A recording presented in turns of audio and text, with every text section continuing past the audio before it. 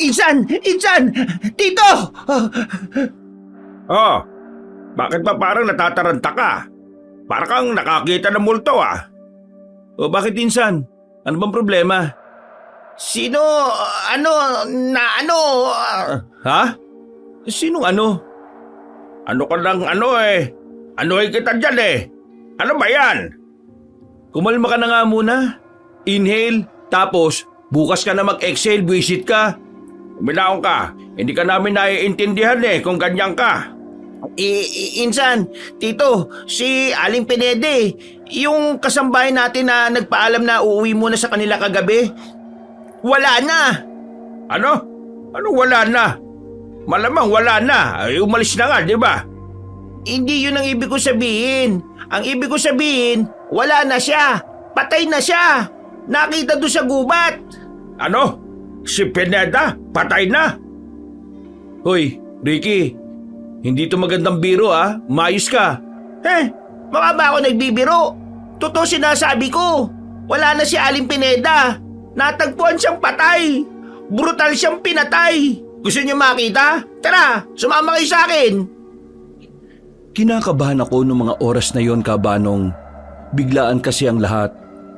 Huling kita pa kasi namin kay Aling Pineda nung gabi bago siya umalis. Masaya pa siya at sabik pa siyang dumalaw sa pamilya niya. Wala kaming nakitang kahit na anong senyales na panganib sa kanya. Nasanay kasi kaming nakangiti lang siya palagi. Matagal na sa amin si Aling Pineda. Nag-aaral pa lang ako sa kolehiyo ay kasambahay na namin siya. Si Aling Pineda rin ang laging nag-aasikaso sa akin noon. Kaya parang nanay na rin ang tingin ko sa kanya. Parang siya ang pumalit kay mama mula nang mamatay siya sa sakit sa bato. Bago natin ituloy ang kwentong aking ibabahagi, gusto ko lang pong bumati sa inyong lahat. Pinagpalang araw po, Kabanong, at sa lahat ng inyong mga kabangers. Ako po si Victor, at ang kwentong ibabahagi ko sa inyo ay kwento ng kababalaghan na dulot na mapandinlang na aswang. Victor, anong sabi ng pamilya ni Pineda? Kailan daw sila makakarating? Pangalawang gabi na ng burol ngayon. Ang tagal naman nila. Kanina pa lang sila bumiyahe. So baka bukas ng alas 12 o madaling araw na sila makarating dito. Sabi ko sa kanila, sasagutin na natin ang lahat ng gastusin. Pero ayaw nilang tanggapin eh. Nahihiya raw sila. Di bale, kapag nakarating na sila rito, saka natin sagutin lahat ng kailangan nila.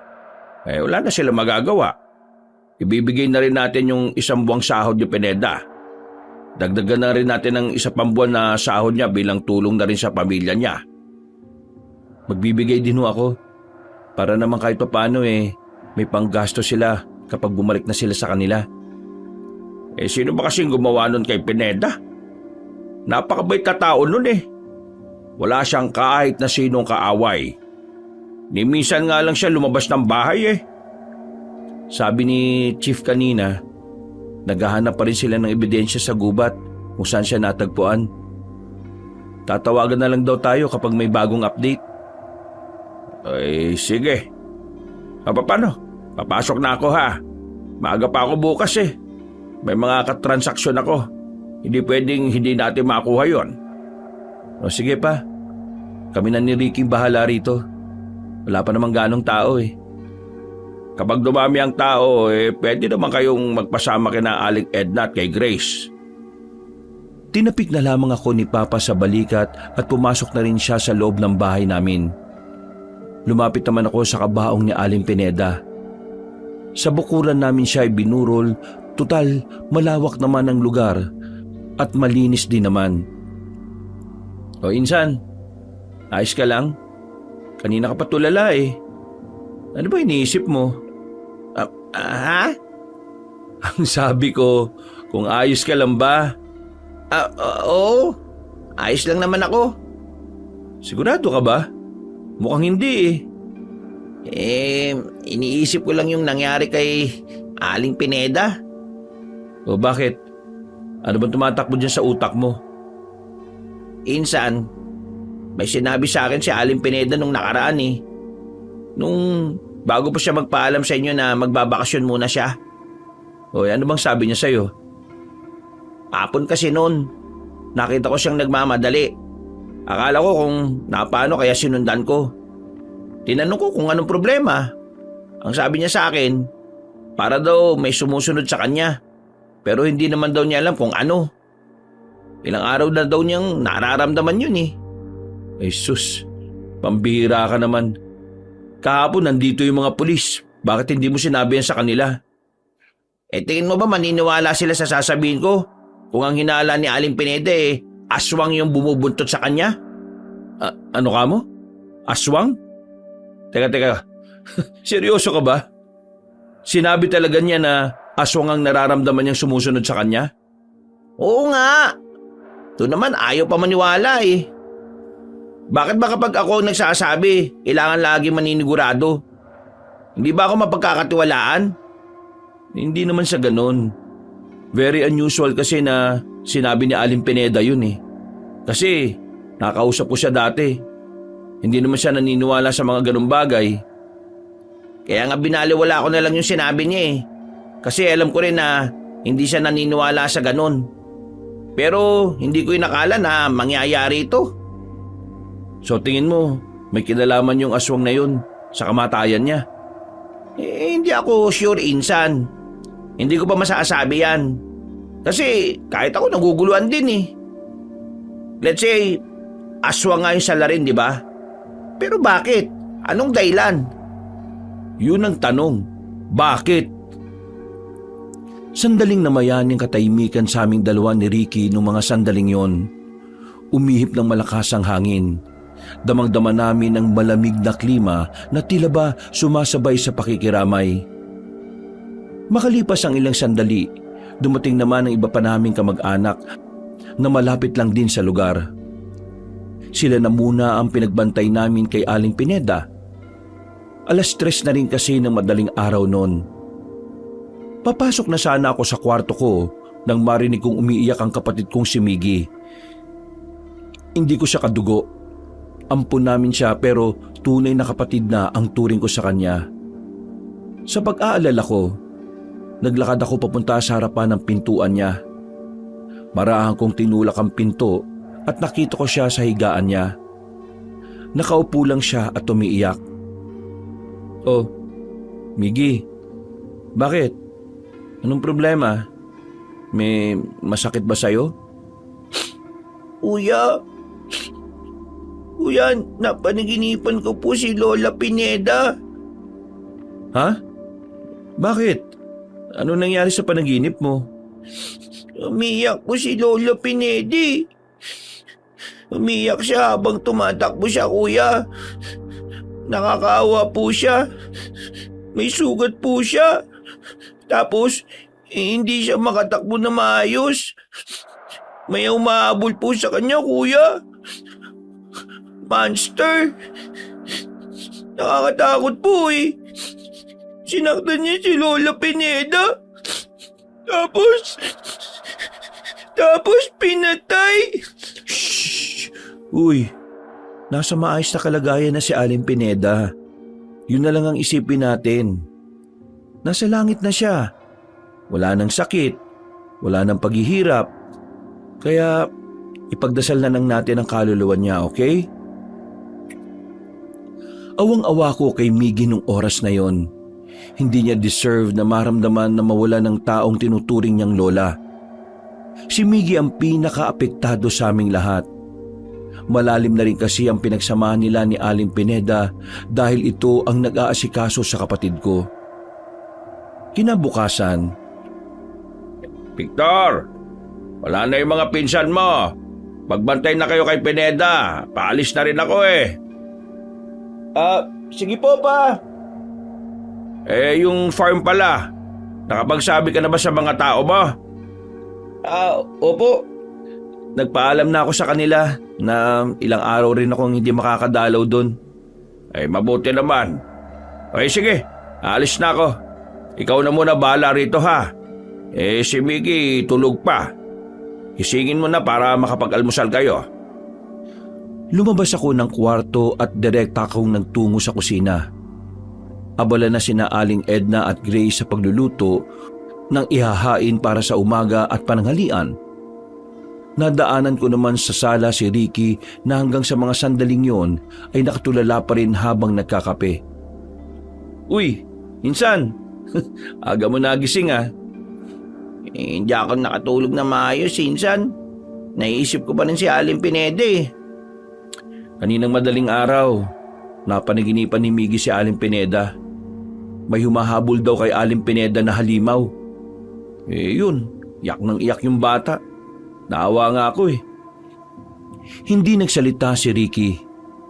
Tumingin lang siya sa akin na parabang nababahala ang kanyang reaksyon.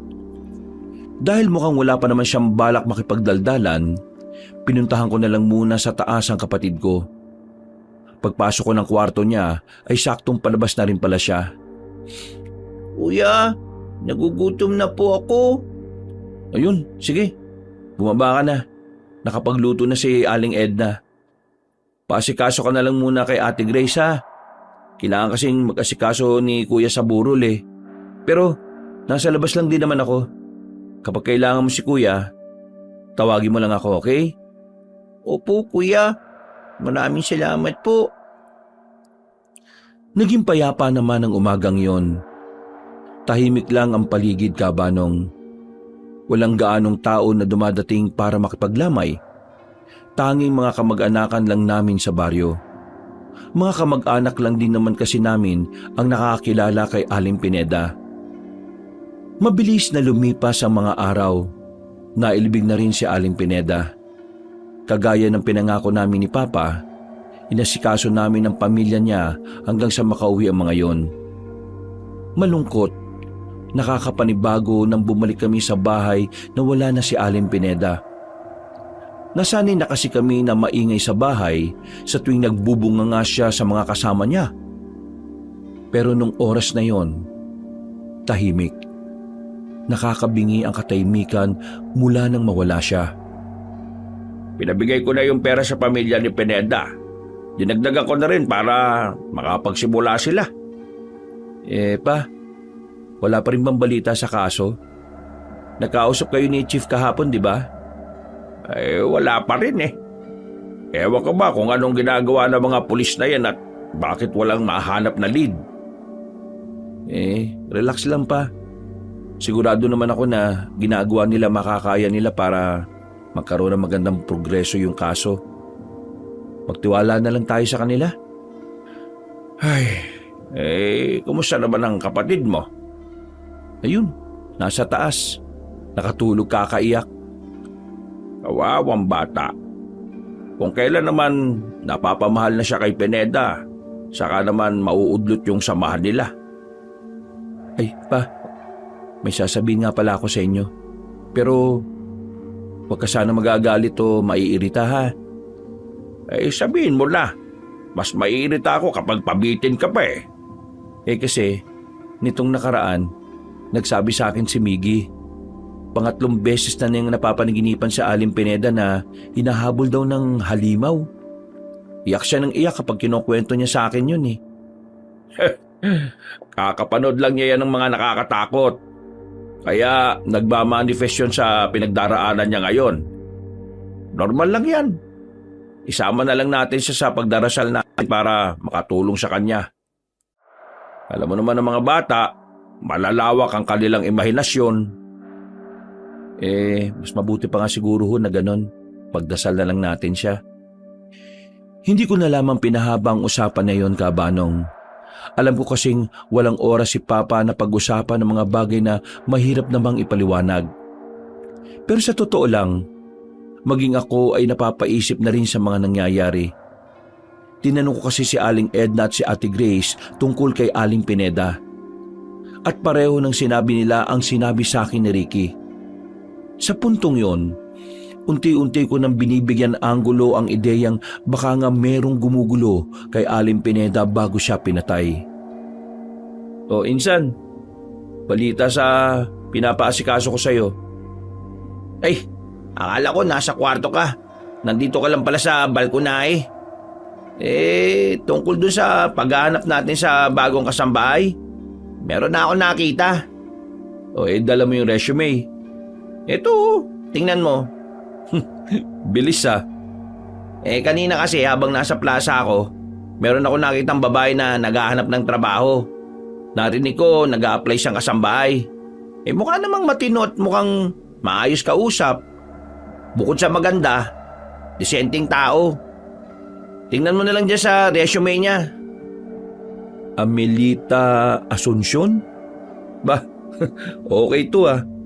Pumili ka talaga ng maganda ah.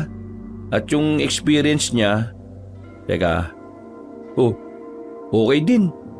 Nakaka3 taon na siya sa pagiging kasambahay.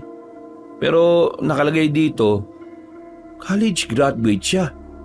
Bakit siya magkakasambahay? I mean, wala namang problema sa pagiging kasambahay kasi marangal naman na trabaho yun. Pero hindi akma sa tinapos niya eh. Nakalagay dito, business management. Tungkol naman dyan, ang sabi niya kasi naghahanap lang muna siya ng sideline. Wala pa naman daw kasi siyang ginagawa sa buhay eh. Ayaw niya pa rin pumasok sa kung ano man ang tinapos niya. Pressure daw kasi siya eh. Kaya sabi niya, yung mga natutunan na lang niya sa pagiging kasambahay ang gagamitin niya para kumita ng pera. Nag-aral siya dati habang nagkakasambahay?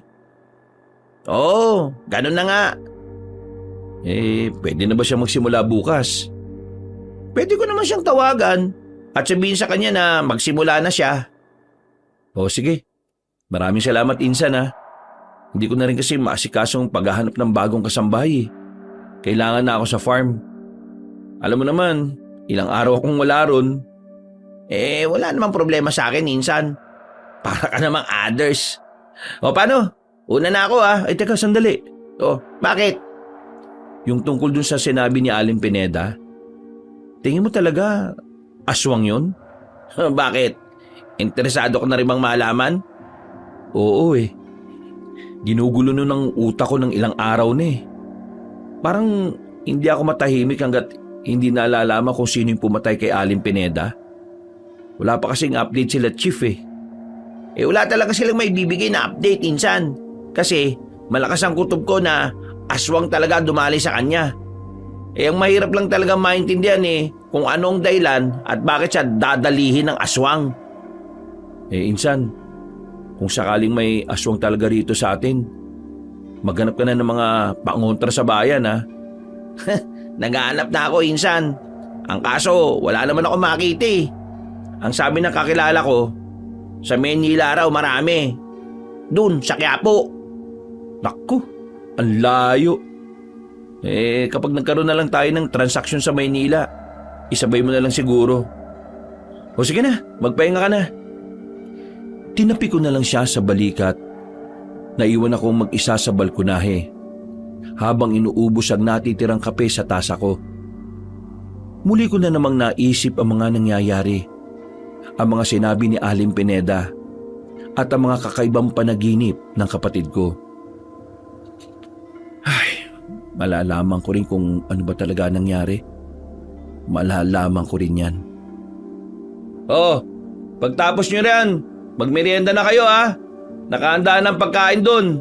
Kuha na lang kayo. Uy, Insan! Vicky. Nandito ka na pala. Insan! Ito si Amelita, kasama ko na. Uy, magandang hapon sa'yo, Amelita. Mabuti naman at tinanggap mo yung alok namin na trabaho sa'yo. Kailangan kasi talaga ng kapatid ko ng nag-aasikaso sa kanya eh. Nakikita mo naman, sobrang abala ng kuya niya sa farm. Amelita, siya si Victor. Mabait yan. Pati si Tito Emil. Naku, mabait din yun. Walang masamang ugali sa amin. Wala kang magiging problema sa amin, Amelita. Basta gawin mo lang ng maayos ang trabaho, goods tayo. Unang-una po maraming salamat. Kasi gusto ko po talaga ng ganitong trabaho Ayaw ko pa kasing pasukin ng ibang trabaho. At isa pa, dito po ako nasanay Paano naman yung tinapos mo? Hindi ka ba nanghihinayang? Hindi ko naman po kasi yun gusto. Mga magulang ko lang ang nagsabi sa akin noon na tapusin ko yung kurso. Pero mas gusto ko pa talaga ng trabaho na may inaalagaan.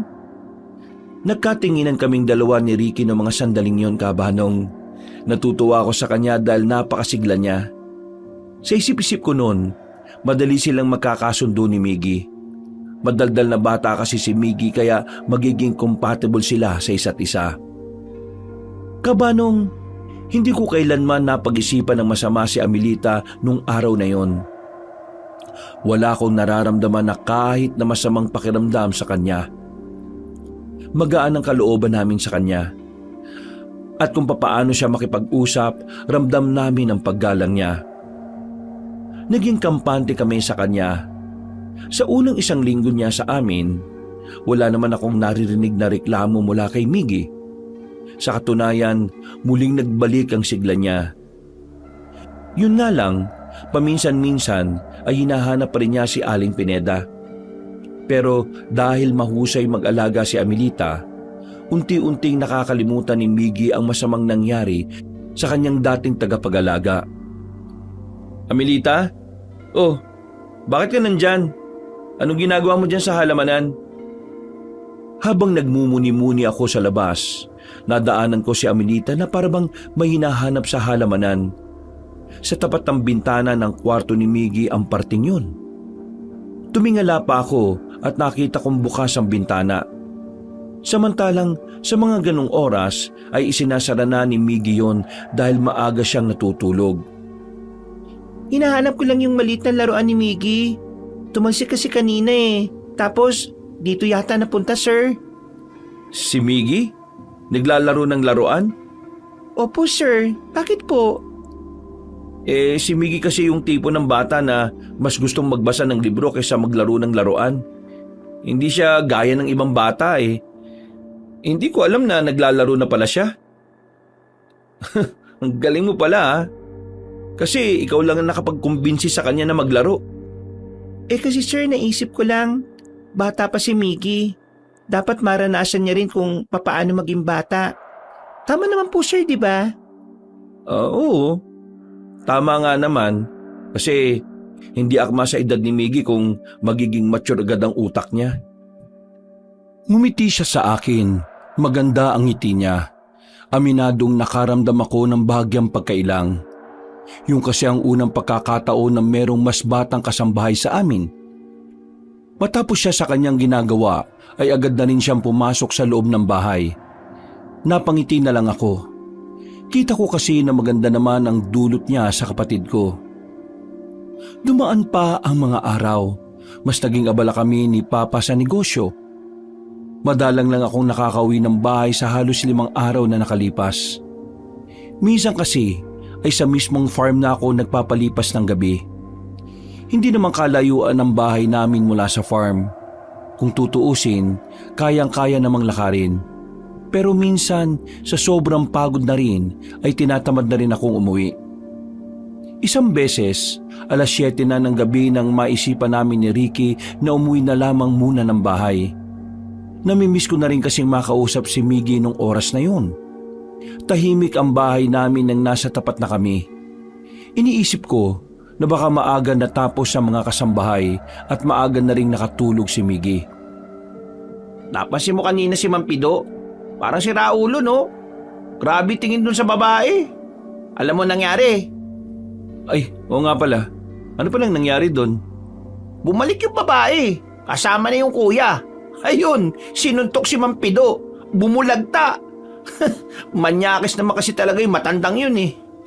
Insan, kung alisin na kaya natin sa trabaho yun. Si Papa na yung bahala magdesisyon dyan. Siya nagpasok nun eh. Naglakad na rin kami papasok ng bahay. Pagtingin namin, bukas ang ilaw sa sala at kusina. Nagtaka ako. Kapag matutulog na kasi ang mga tao sa bahay, ay wala na dapat ilaw na nakabukas doon. Sumilip kaming dalawa ni Ricky.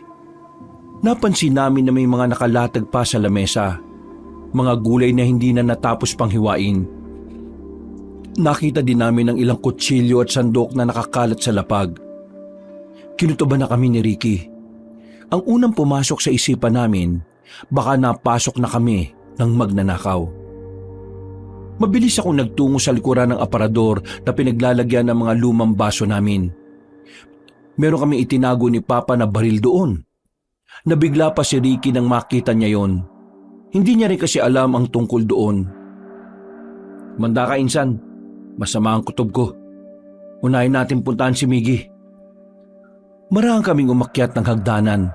Nang matanong na namin ang silid ni Miggy, dali-dali na kaming lumapit doon. Bukas ang pinto. Nasa ilalim ng kama ang kapatid ko. Habang pilit na pinipigilan ng pag-iyak. Miggy, kami to. Si Kuya Victor at si Kuya Ricky mo. Ano nangyari? Kuya, meron po kaming nakita na halimaw. Pangit po mukha niya. Mahaba po ang buhok at nakakatakot po talagang itsura niya. Nakakakilabot po, kuya. Gusto niya po kaming kunin eh. Binuksan niya po yung bintana ko. Buti na lang po sinarado ni Yaya. Huwag ka matakot. Ako nang bahala. Ligtas ka na, okay? Ricky, bantayin mo muna si Miggy ah. Hahanapin ko lang si Aling Edna. Sige, akong bahala sa kanya. Umigi, dito lang tayo ah. Hinanda ko na ang hawak-hawak kong baril, Kabanong. Nakatutok lang yun sa direksyon na tinatahak ko. Pagbaba ko ng sala, pinuntahan ko ang maid's quarter. Pagtulak ko ng pintuan, nakita ko si Aling Edna na nakasiksik sa sulok.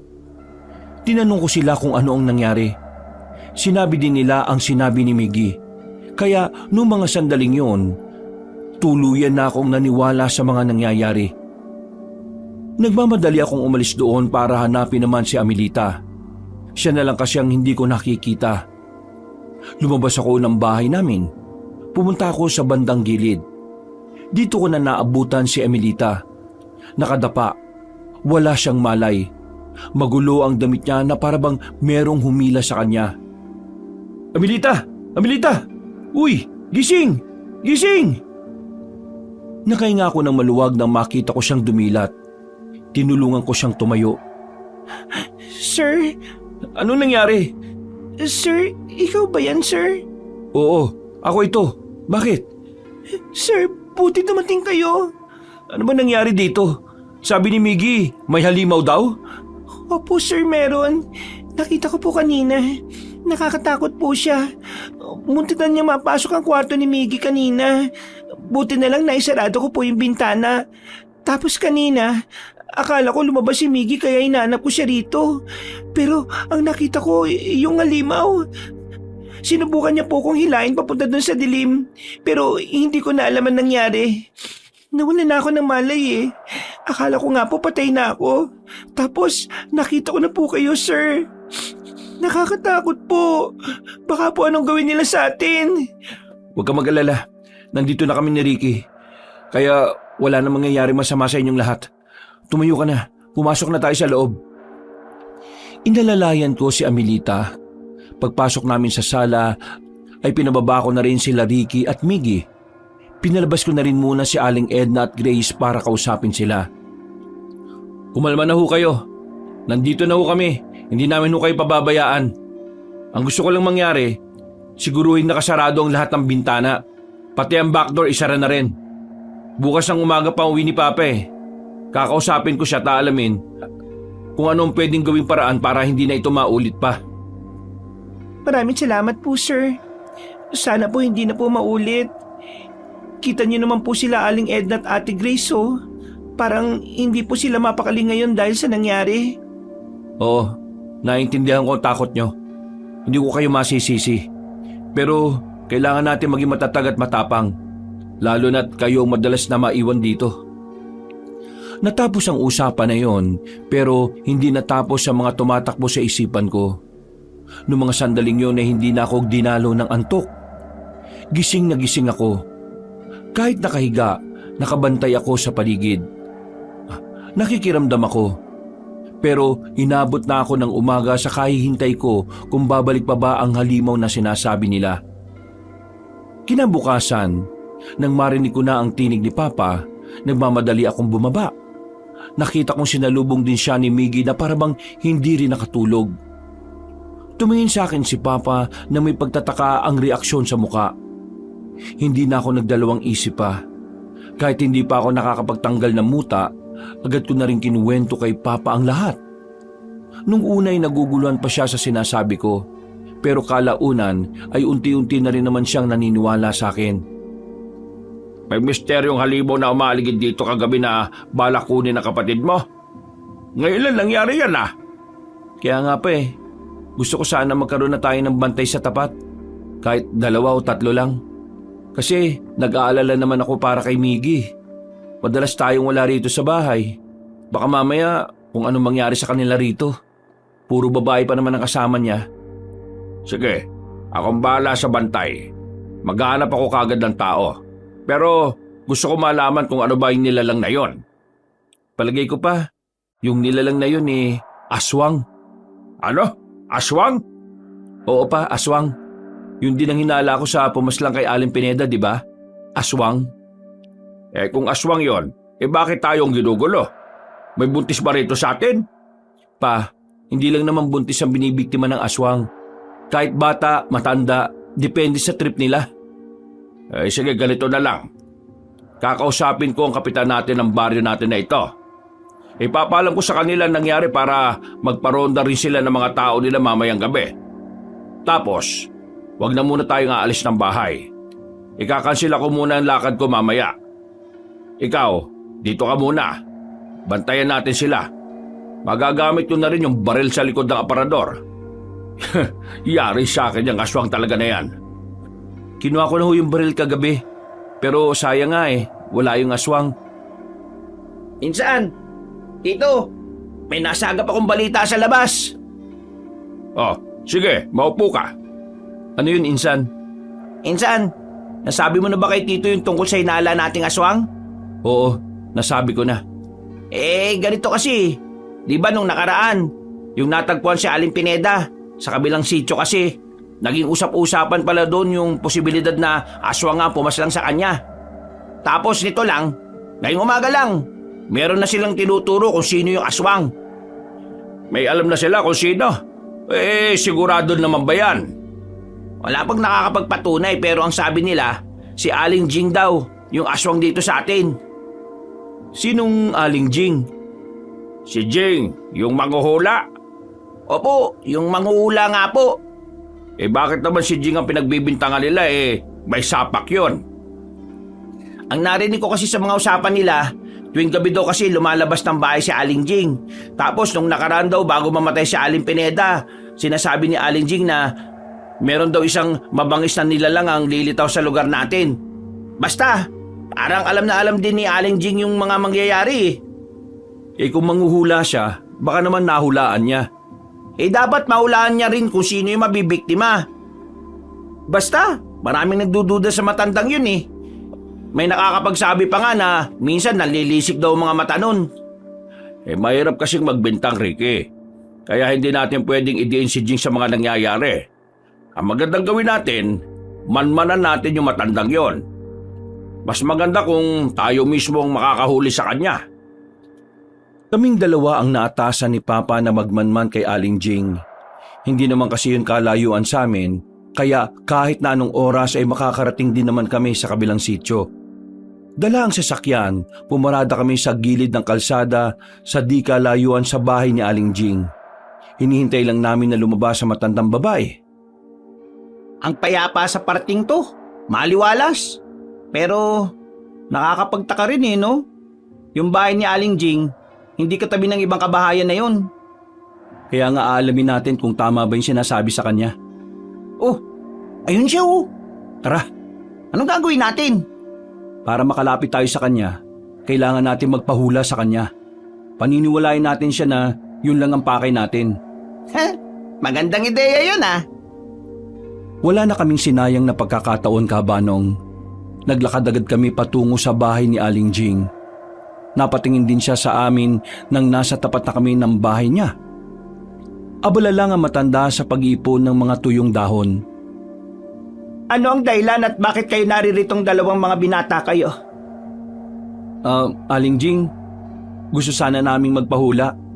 Kung ayos lang po sa inyo at kung hindi naman po nakakaabala sa inyo. Magpahula?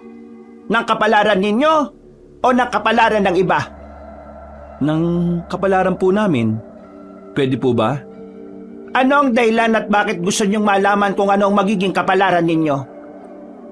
Ito kasing kasama ko. Gusto niyang malaman kung magkakaroon ba siya ng asawa o wala. Ay, ganun ba? O sige, sumunod kayo sa akin. Insan, bakit parang wala naman siyang sapak? Hindi ko rin alam. Pero wag kang magpakampante. Paano kung siya talaga yung aswang, edi nakakain ka na? Hindi na ako sumagot sa sinabi niya. Nauna na rin akong naglakad para pumasok sa bahay ng matandang babae. Nilibot ko ang tingin sa bahay. Nakita namin ang mga nakasabit na burloloy sa mga dingding. Unang tingin pa lang, makakapag-isip na agad ako ng kakaiba tungkol kay Aling Jing. Pero dahil wala pa naman kaming katibayan, naghihinay-hinay lang ako sa panghusga. Nandito kayo para malaman ang inyong kapalaran. Ang aking tanong, handa ba kayo maniwala sa sasabihin ng barahang nasa inyong harapan? Di po ba hula lang yan? Pwede po kaming maniwala. Pwede rin naman po kaming hindi maniwala. Pero ang hula ay mas nagiging totoo kung gaano ka naniniwala. At kung gaano mo ito hindi pinaniniwalaan. Bakit parang ang gulo po? Sino ang gusto niyong mauna? Ako na lang po. Akin ang palad mo. Sinunod ni Ricky ang sinabi ng matandang babae. Sinusuri ng babae ang palad ng pinsan ko.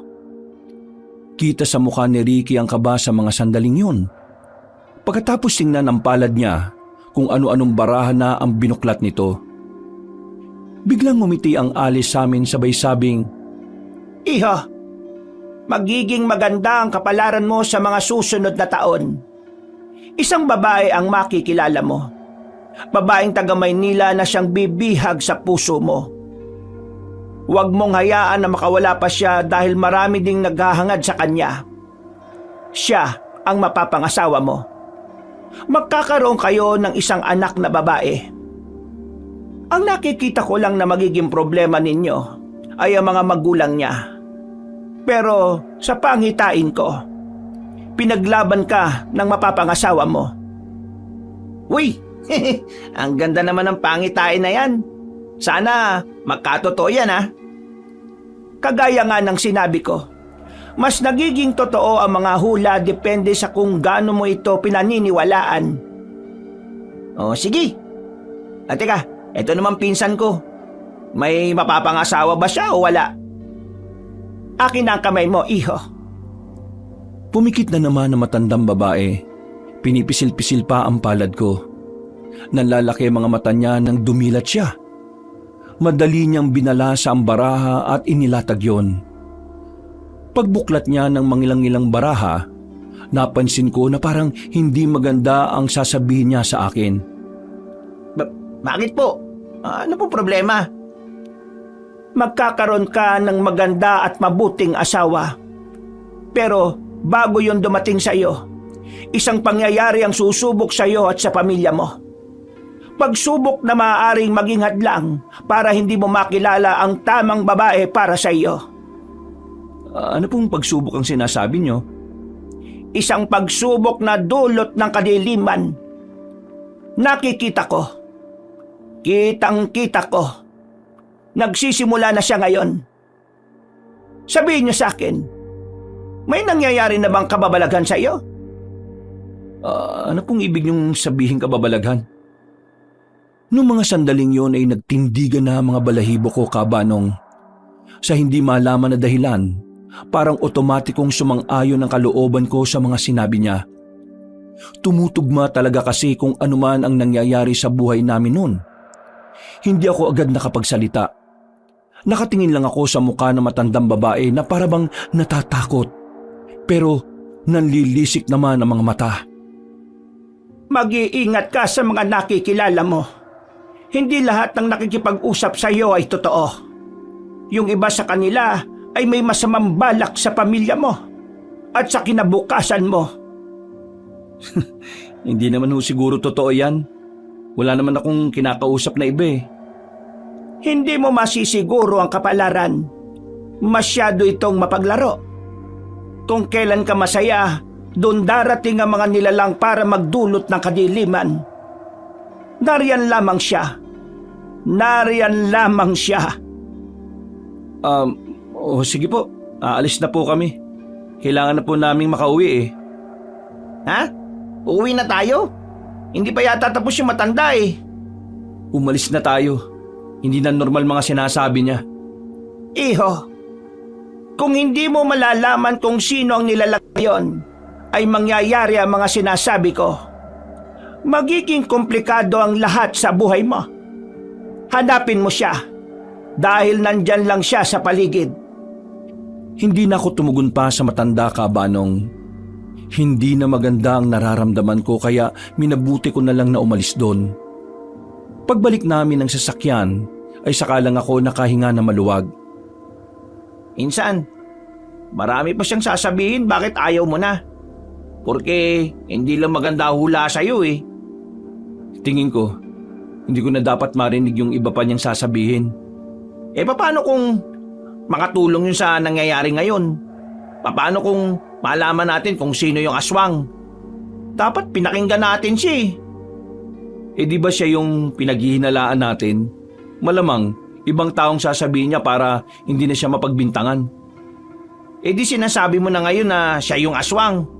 Akala ko ba hindi mo na tayo manghuhusga hanggat wala tayong matibay na ebidensya? Ewan ko, basta. Kailangan natin makahanap ng patunay na may koneksyon nga si Aling Jing sa mga nangyayari sa atin. Noong mga sandaling yun, hindi ko rin maintindihan ng sarili ko kung bakit parang apektadong-apektado ko sa hula ni Aling Jing. At kahit na wala pa kaming nahahanap na ebidensya, pakiramdam ko ay siya talaga ang aswang na nagdudulot ng takot sa amin. Pagbalik namin ng bahay, hindi pa rin mawala-wala sa isipan ko ang mga sinabi ng matandang manghuhula. Ilang oras lang ang nakalipas, sumapit na rin ang kinagabihan. Meron na kaming 3 bantay sa bahay. Isa sa gate, isa sa back door, at yung isa naman ay rumoronda sa gilid-gilid. Hindi pumasok si Papa. Magkakasama kami sa sala pagkatapos naming kumain. Anong balita pala kanina? May nalaman ba kayo? Wala pa eh. Mukha lang talaga siyang manghuhula na may sayad. Huwag ka mag-alala. May nakausap na rin akong tao. Mulis. Siya ang magmamanman kay Jing. Pa, hindi naman sa pero hindi kaya mapalaki tayo ng gastos nito? Victor, ang pera kikitain natin. Pero yung seguridad natin, sa oras na humina, maaari tayong mapahamak. Alam mo, kilala mo kung hindi naniniwala sa mga bagay na mahirap ipaliwanag. Pero this time, hindi ko yun pwedeng panampasin. Lalo na kaligtasan natin ang nakataya. Kaligtasan ng kapatid mo. Kung sa bagay, may punto naman po kayo. Ang kapatid mo, kasama munang matutulog ng mga kasambahay natin. Hindi ako komportable na patulugin siya sa silid niya. Mas maganda nga po yan, Pa. Sa kwarto nila Aling Edna. Walang bintana na pwedeng lusutan ng aswang eh. Ay, Pa, sandali lang iihi lang ako. Nagtungo ako sa banyo. Pagkatapos, napatingin ako sa pasilyo papunta sa likod bahay namin. Sa pagkakatanda ko kasi ay naisara ko ang pintuan doon. Naglakad ako papunta roon at nakita kong nakahandusay na ang lalaking bantay namin. Pagtingin ko sa kanya, nanlaki ang mga mata ko nang mapansing umaagos na ang dugo nito sa semento. Pa! Pa! Si Robin pa! Pinatay si Robin! Naalarma ang mga tao sa bahay dahil sa sigaw. Agad na pumunta sa akin si Papa at ang 2 pang bantay na natitira. Maging sila ay hindi makapaniwala. Hindi namin maintindihan kung papaanong nakapasok ng bahay namin ang aswang na hindi naman namin nararamdaman. Ferdinand! Jose! Pambihira naman! Ano ba nangyari bakit nakapasok ang aswang dito? Tatawag ako ng ambulansya. Wala na si Robin. Wala na siyang pulso. Napahilamos na lamang ng mukha si Papa. Ako naman ay napasandal na lang din sa dingding. Napansin ko na lang na nanginginig na pala ang kamay ko habang nakatingin sa dugo na nagkalat sa lapag. Pero natauhan ako nang maalala ko si Miggy. Dali-dali ako nagpunta roon para siguraduhin nasa ligtas na kalagayan ng bata. Pagpunta ko roon ay yakap-yakap siya ni Aling Edna at ni Ate Grace. Si Amelita lang ang wala roon. Hindi nagtagal ay dumating na rin ang mga pulis. Isa-isa nila kaming kinausap at tiningan ng salaysay. Ilang minuto lang ay natapos na rin naman kami. Bumuntong hininga na lamang ako. Napapailing. Naawa kasi ako sa isa naming tauhan. 30 pa lang siya at kakapanganak pa lang ng asawa niya. Kakasimula lang din sa pagiging gwardya. Napasarado na lang ang kamao ko. Nakakaramdam ako ng galit. 2 tao na ang nawala ng dahil sa aswang na yon. Insan, nakaalis na yung mga pulis. Babalik na lang daw sila ulit kapag nagkaroon na sila ng lead. Yung mga kasambahay, kumpleto na ba? Oo, nandun na rin si Amelita. Saan daw ba siya nanggaling kanina?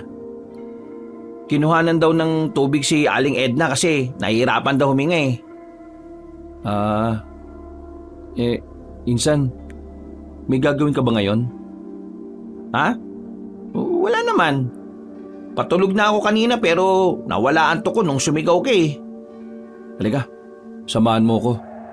Saan? Kay Aling Jing. Magmamasid ako. Ha? Ngayon talaga? Delikado. Kagagaling nga lang ng aswang dito sa atin eh. Mali mo, hindi pa siya nakakabalik sa bahay niya. Baka maaktuhan nating magpalit ng anyo. Huwag kang maglala, magdadala ako ng baril. Paano sila tito? Si Miggy? Papunta na dito yung mga bata ni Kapitan. May dagdag bantay naman sa kanila ngayon. Magpapaalam din ako kay Papa para alam niya. Lumabas kaming 2 nung gabing yon kahit na hindi pa rin kami nakakausad sa nangyari. Mga ilang sandali lang ay nakarating na rin kami sa kabilang sityo kung saan nakatira si Aling Jing. Nasa loob lamang kami ng sasakyan habang naghihintay. Mag-iisang oras na tayo dito. Wala naman tayong nakikita eh. Sige, dito ka lang. Oh, bakit? Anong gagawin mo? Lalapit lang ako. Baka nasa loob na eh. Samahan na kita. Sige. Tara. Maingat ang bawat takbang namin, wag lang kaming makalikha ng ingay. Nang makalapit na kami, ay nagtago kami sa gilid kung saan natatanaw namin ng mas klaro ang bintana. Patay ang ilaw sa loob. Hindi namin sigurado kung naroon si Aling Jing o wala. Kinakabahan ako sa ginagawa natin, Insan. Ito lang naman ang dahilan para malaman kung siya ba ang aswang o hindi. Kailangan nating mahuli sa akto. Tumigil kami sa pag-uusap nang makitang dumating na si Aling Jing. Naririnig naming parang tumatawa siya ng mahina. Paglapit niya sa bahay niya, sandali siyang tumigil sa tapat ng pintuan. Sinuyod niya ng tingin ng paligid. Para bang nararamdaman niya na naroon kami. Kinabahan kami ni Ricky, pero nakita naman kami ng maluwag nang pumasok na rin siya sa loob. Totoo nga na sa mga ganitong oras nasa labas siya. Pero hindi pa rin natin siya nahuli sa akto. Yun nga Tara, balik na tayo sa sasakyan. Dismayado ko nung oras na yon, Kabanong. Akala ko kasi ay mahuhuli na namin ang matanda. Pero hindi pa pala. Pagbalik namin sa mansyon, gising pa ang lahat ng mga tao. Walang makatulog dahil sariwa pa ang mga nangyari. Balita. Nakita namin kararating lang ni Aling Jing, pero hindi namin nakitang aswang siya Hayaan nyo na. Yung kinausap ko na ang bahalang umasikaso niyan. Mga ilang sandali lang, nakaramdam na rin ako ng antok. Kailangan ko ng matulog dahil isang araw na rin akong walang maayos na pahinga. Sinamahan ko na si Miggy sa pagtulog. Sa kwarto kami nagpalipas ng gabi. Sumapit ang umaga pero hindi na bumalik pa ang aswang.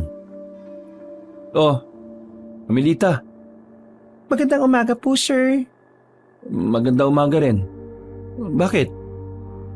Si Miggy po kasi, oras na po kasi ng almusal niya. Baka po kasi sumakit ang tiyan kapag nalipasan. Ay, o nga pala no. Anong oras na ba? Mag-aalas 9 na po eh. Oh, Miggy, bangon na. Mag-almusal ka na. Pagbangon ni Miggy, napatingin agad siya kay Amelita. Seryoso ang mukha ni Miggy at napahawak pa siya sa damit ko. Akala ko nananaginip lang siya noon, kaya hindi ko masyadong pinagtuunan ng pansin. Maya-maya, sumama na rin si Miggy kay Amelita. Sumulyap pa siya ng tingin sa akin na parabang gusto niya akong sumama. Pero nanatili lang ako sa kama. Nakaupo, nakatulala. Unang pumasok sa isipan ko ay ang aswang na hinahanap namin. Makalipas pa ang ilang araw, walang paramdam ang aswang. Hinala namin nakakaramdam siya na pinaghahandaan namin ang paghuli sa kanya. Ang taong inutusan naman ni Papa ay nagmasid kay Aling Jing. Wala pa rin nakukuhang impormasyon. Ayon doon, normal lang naman daw ang ginagawa ni Aling Jing. Ang kakaiba lang daw dito ay paminsan-minsan nagsasalita yung mag-isa. Pa, hindi ba talaga natin pwedeng ipagpaliban yung pagpunta ni Miggy sa birthday party na kaklase niya? Kaya nga birthday party. Hindi naman pwedeng i-adjust yun dahil lang may problema tayo. At saka, kawawa naman yung bata oh. Nung nakaraan pa nagsasabi sa akin yun eh. Kung nag-aalala ka sa kaligtasan ng kapatid mo, eh sasamahan ko naman kayo. Pwede ko rin bang isama si Ricky? Mas maganda. Pero hindi na tayo papasok sa loob ha. Si Amelita at si Miggy na lang ang naroroon. Wala naman po problema sa akin. Basta pabantayan ko lang siya. Tumango lang sa akin si Papa bilang tugon. Makalipas ang ilang oras, sumapit na rin ang kinagabihan. Nakahanda na kaming 5 para puntahan ang okasyon na dadaluhan ni Miggy. Kung ako nga lang ang masusunod, hindi talaga ako papayag. Hindi ko rin kasi maintindihan kung bakit gabi pa kailangang ganapin ang birthday na yon. Napapailing na lang ako habang nasa biyahe kami. Mga ilang sandali lang, nakarating na rin kami. Ako at si Ricky na lang ang nagatid sa kanila. Malamig kasi ang panahon kaya hindi na namin pinalabas pa si Papa. Masama rin kasi ang pakiramdam niya. Amelita, ikaw nang bahala sa kapatid ko ha. Kapag may problema, lumabas lang kayo rito. Nandito lang kami sa tapat. Opo, sir. Ako na pong bahala sa kanya. O sige na, pumasok na kayo. Ay, yung regalo ha. Huwag mo kakalimutan. Miggy. Kuya, pwede bang ikaw na lang ang kasama ko sa loob? Nako, si Ate Amelita mo na lang. Hindi ako pwede sa loob kasi malaki akong tao eh. O sige na, pasok na. Wala nang nagawa pa ang kapatid ko ng alalayan na siya ni Amelita. Anong kunik kung pagiging malaki mong tao? Wala. Sinabi ko lang para hindi na siya magpumilit. Wala ka bang napapansin sa kapatid mo? Napapansin? Na alin?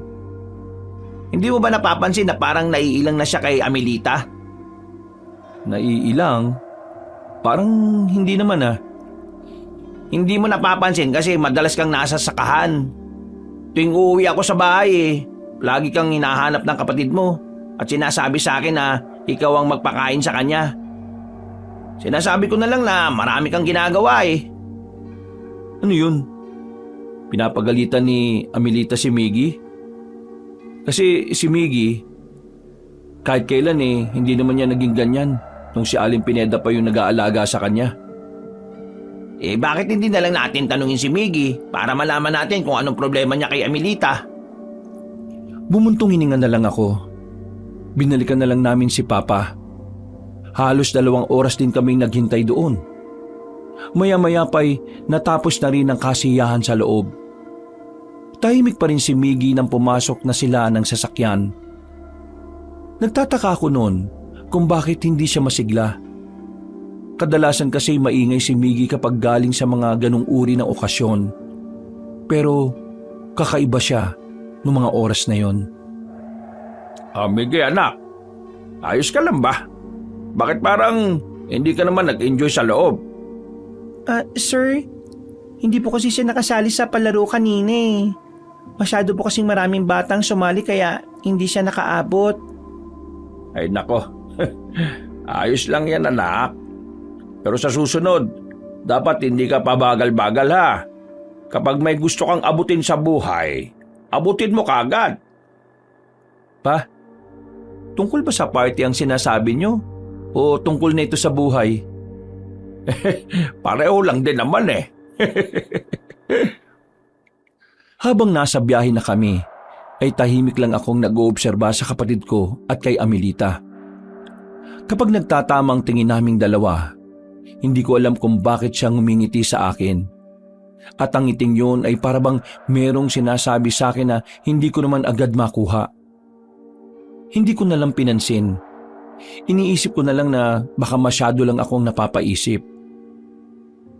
Malapit na kami sa sitio nang itigil ni Rico ang minamanehong sasakyan.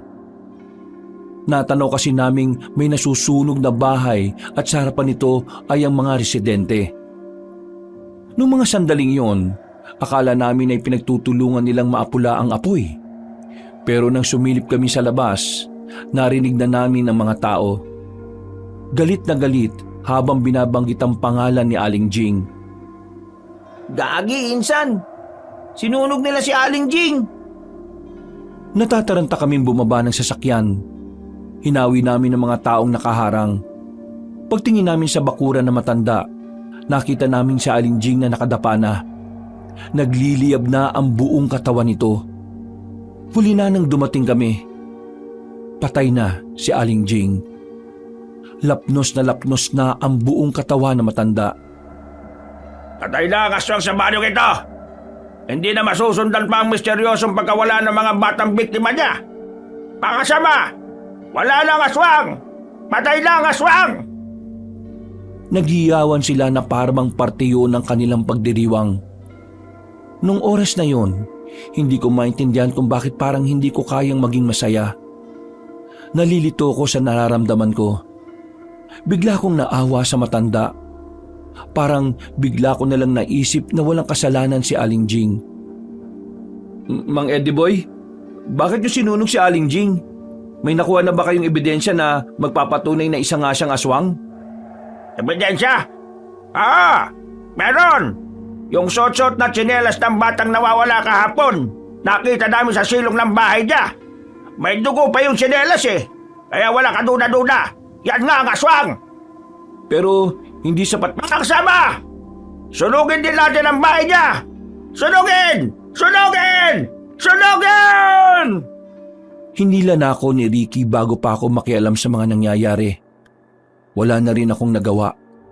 Pinagmasdan ko na lang kung papaanong pagpiestahan ng mga tao ang bahay ni Aling Jing. Victor, wala na tayo magagawa. Nagdesisyon na ang taong bayan. Pero pa, wala pa nga nababalita sa atin ng mga tao mo eh. Ibig sabihin, hindi pa dapat siya ganyanin. Maling desisyon yan. Kagaya nga ng sinabi ko, yan ang naging desisyon nila. Wala tayong nagawa dahil huli na tayo. Kahit awang-awa ko sa nangyari kabanong, pumasok na lang din ako sa sasakyan. Inisip ko na lang na wala kaming kasalanan sa nangyari. Nang magsimula na kaming umandar ulit pa uwi, napansin ko na parang nakangiti si Amelita. Hindi ko alam kabanong pero parang iba ang ibig sabihin ng ngiting yun para sa akin. Nang makauwi na ako sa amin, ay hindi pa rin nawala-wala sa isipan ko ang nangyari kay Aling Jing. Kahit nasubukan kong makalimutan, paulit-ulit yung bumabalik sa utak ko. Dumating na ang mga pulis sa bahay ni Aling Jing. Kasama nila si Kapitan. O anong nangyari? Hinuli ba nila yung mga taong nagsunog? Hindi. Pati mga pulis at si Kapitan naniniwalang si Aling Jing ang aswang eh. Ha? Bakit? Di ba nung una ayaw nilang maniwala na aswang yung pumaslang kay Aling Pineda? at dun sa tauhan natin. Isa lang ang nakikita kong dahilan dyan, Insan. Sumang-ayon na lang din sila na si Aling Jing yung aswang para maging sarado na yung kaso. Ay, ang bihira naman sila oh. Ay, ano ba problema, Insan? Di ba nung una, ikaw pa yung una nagsasabi sa akin na baka aswang nga si Aling Jing. Insan, pakiramdam ko talaga merong mali eh. Anong mali? Hindi ko pa maisip sa ngayon. Pero yun talaga ang nararamdaman ko. Alam mo, Insan, tingin ko, kailangan mo na magpahinga. Wala ka nang maayos na tulog eh. Huminga na lang ako ng malalim. Naisip ko na baka nga tama si Ricky. Masyado lang siguro akong pagod at walang maayos na tulog. Kaya bandang 10:00, nagpaalam na muna ako sa kanila. Kampante akong walang mangyayaring masama kay Miggy noon dahil kasama naman niya si Amelita. Isa pa, may mga bantay naman kami. Paghiga ko, agad naman akong nakaidlip. Masarap na sana ang tulog ko nang biglang makarinig ako ng malalakas na putok ng baril. Mabilis akong napabangon. Agad akong nagtungo sa sala. Pagdating ko roon, nagtipon-tipon na sila Papa. Oh, anong nangyayari? Itong isa nating tao, nakita raw yung aswang sa tapat ng bintana ni Miggy. Miggy, ayos ka lang? Kuya, natatakot na po ko. Huwag ka mag-alala. Akong bahala sa'yo. Nandito kami. Hindi ka namin pababayaan. Victor, yung mga kasambahay natin, puntahan mo nga. Dali mo rito. Ricky, sama mo yung 2 tao natin. Sige o, Tito. Agad akong nagtungo sa maid's quarter. Pagdating ko roon, tanging si Aling Edna at Ate Grace lang ang inabutan ko. Nang tanungin ko sila kung nasaan si Amelita, parehong hindi nila alam kung nasaan. Pinalabas ko na lang sila roon. Dinala ko sila sa sala at pinakalma. Punyemas na aswang yan ah. Hindi na siya natatakot ah. Yung 2 tao natin pa, ayos lang ba sila? Ayos lang naman sila. Mabuting at alerto na sila kasi sila talaga ang inuuna eh. Alam ng aswang na magiging problema yung mga tao natin kaya yun ang dinadali niya. Teka, nasa si Amelita? Hindi ko nga po alam eh. Wala siya sa tulugan niya. Insan, hindi kaya nakuha ng aswang si Amelita? Hindi yung mga tanod, pinatawag ko na. Kailangan mahanap si Amelita. Hindi pwedeng malagasan na naman tayo ng tao dahil sa lintik na aswang na yan. Kinuha ko na ang baril sa likod ng aparador. Ilang sandali lang ay dumating na rin ang mga tanod. Wala kaming sinayang na pagkakataon. Sumama kami ni Ricky sa mga yon para libutin ang gubat na malapit sa amin. Maya-maya nga lang, nakita na lang namin si Amelita na nakadapa sa lupa. Wala siyang malay. May sugat siya sa braso. Isang kalmot. Dumudugo, pero hindi naman sobrang lalim. Amelita! Itinihaya ko kagad siya. Tinapik-tapik ng mahina ang kanyang pisngi. Ilang minuto lang, nagkaroon na siya ng malay. Dinadaing niya pa ang sugat niya. Napayak-yak din siya nang mapagtantong na sa kagubatan kami. Amelita, ako to, si Victor. Kasama ko si Ricky. Sir Victor? Oo, ako nga ito, Amelita. Sabi mo sa amin, anong nangyari at bakit ka narito? Nung nasa kwarto po ako ni Miggy, para sana samahan siyang matulog, biglang bumukas po yung bintana. Hinila po ako pababa, tapos nawalan po ako ng malay. Tumama po kasi ang ulo ko nung pagbaksak namin. Tapos nung nandito na kami sa gubat, hindi ko na po alam ang nangyari. Naramdaman ko na lang po na parang may dumating tapos yung aswang naman po biglang umalis. May dumating? May nagligtas sa'yo? Parang gano'n na nga po pero hindi ko po alam kung sino eh. O sige, saka mo na isipin yan. Sa ngayon, umuwi ka na muna sa bahay. Inalalayan na namin si Amelita. Pagbalik namin sa bahay ay dinerecho ko na siya sa bakanting kwarto. Sabi niya, mas makakapagpahinga raw siya kung wala siyang kasama. Sa isip ko, baka hindi niya pa rin talaga kasundo sila Aling Edna at Aling Grace, kaya naman pinayagan ko na lang din siya sa gusto niya. Maraming salamat sa tulong ninyo. Pakisabi na lang kay Kapitan na maraming salamat din, ha? Naglakad na rin palayo ang mga tanod. Tinapik na lang din ako ni Papa sa balikat at sinamahan na si Miggy sa kwarto nito. Habang si Amelita naman, nasa silid lang siya. Okay na ba yung sugat ni Amelita?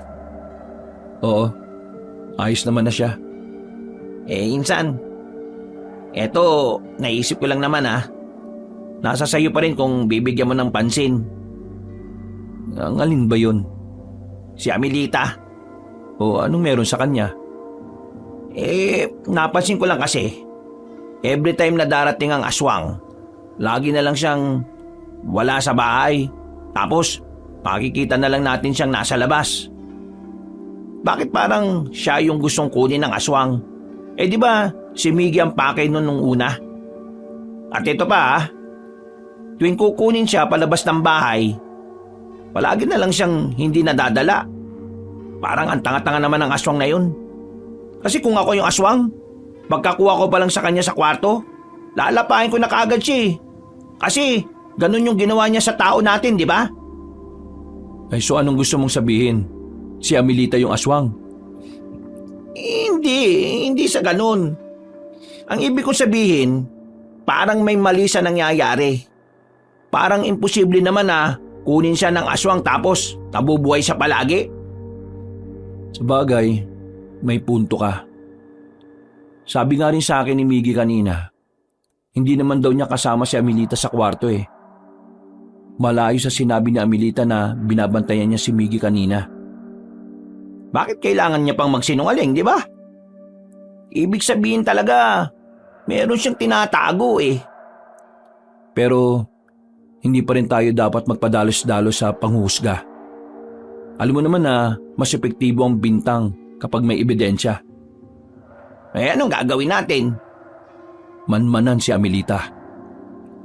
Nagkatinginan na lamang kami ni Ricky noong mga sandaling yung kabanong. Napapailing na lang kami pareho. Hindi kasi namin inakalang aabot ang lahat sa ganun.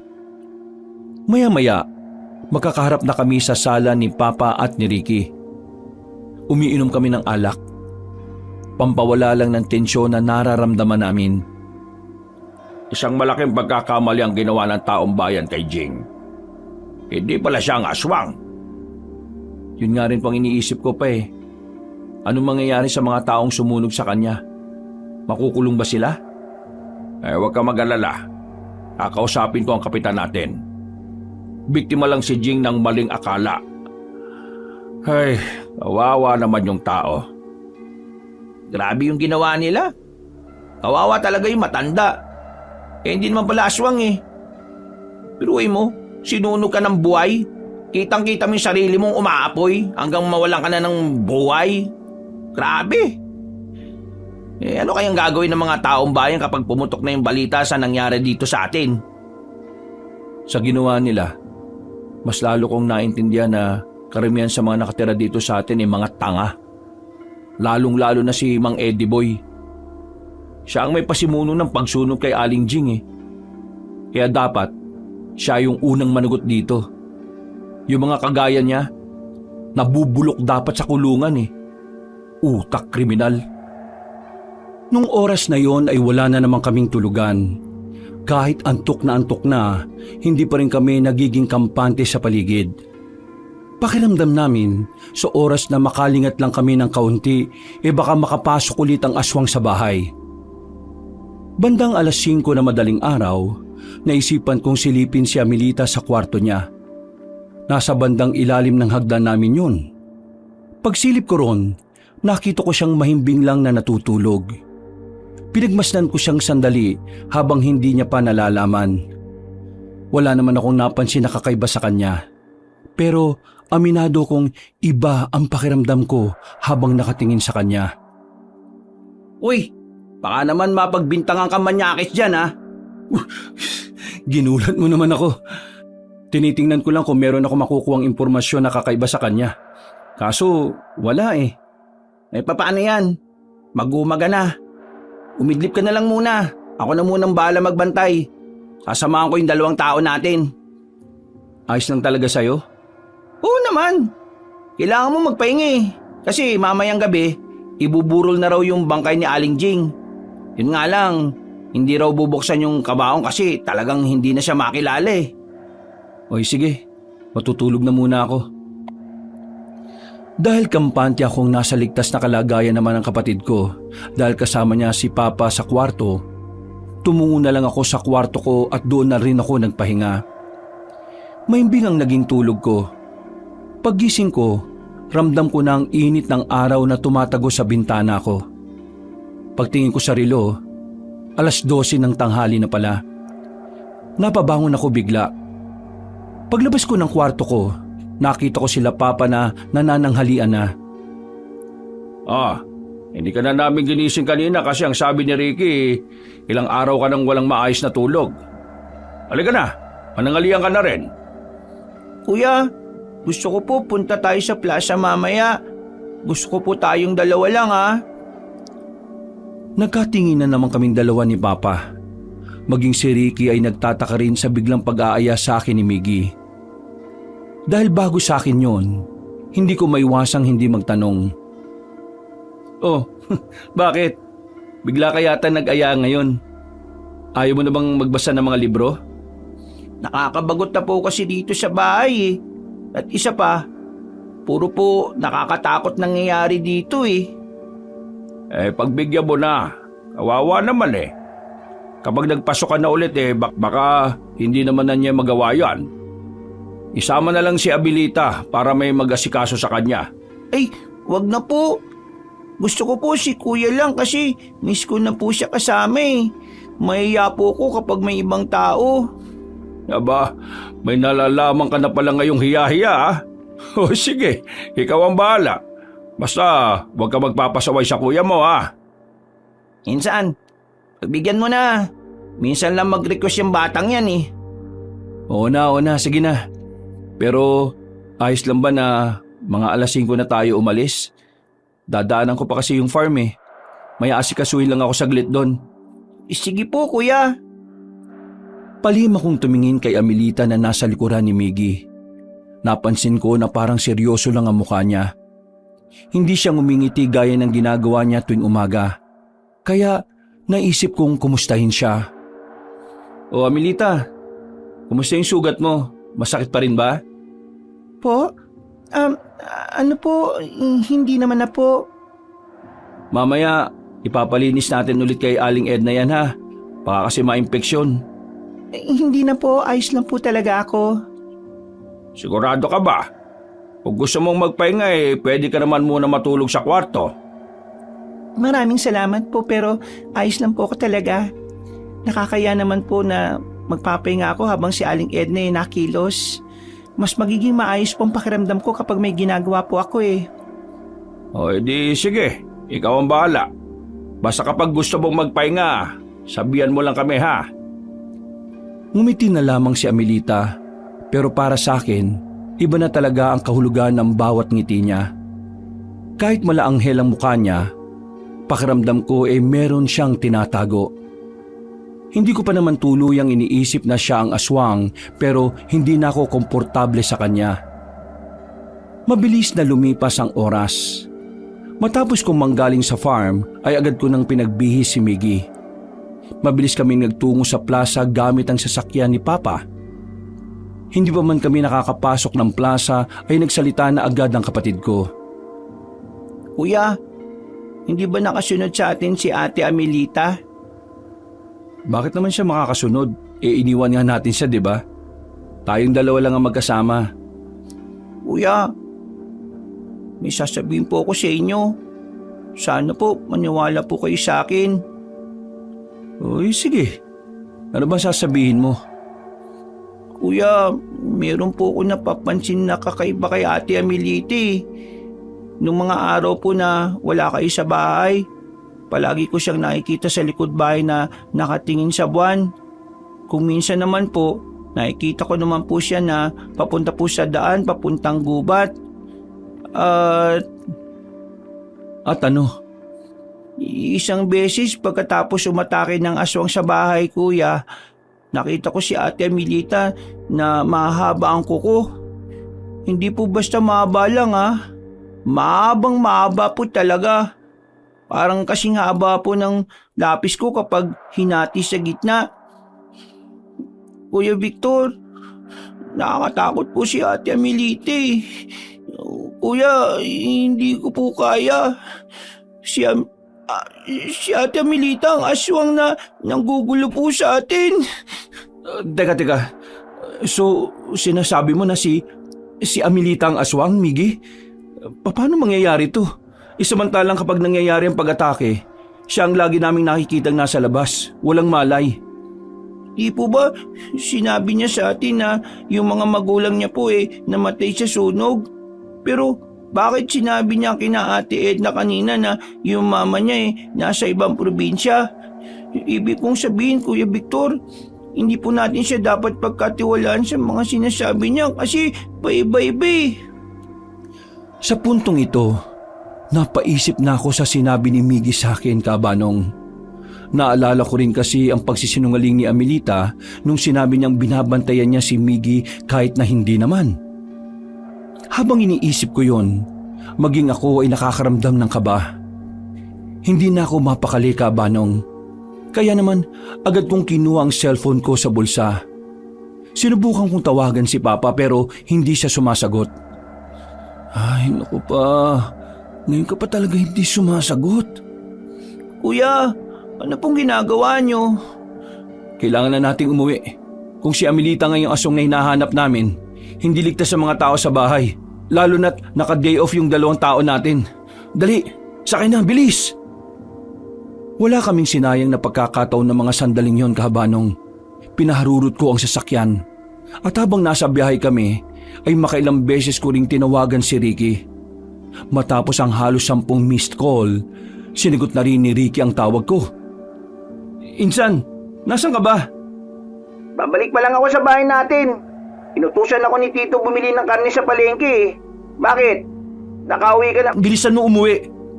Kunin mo yung barel sa likod ng aparador. Ricky, si Amelita ang aswang. Siya ang halimaw sa baryo natin. Ano? Hindi mo ba ako narinig?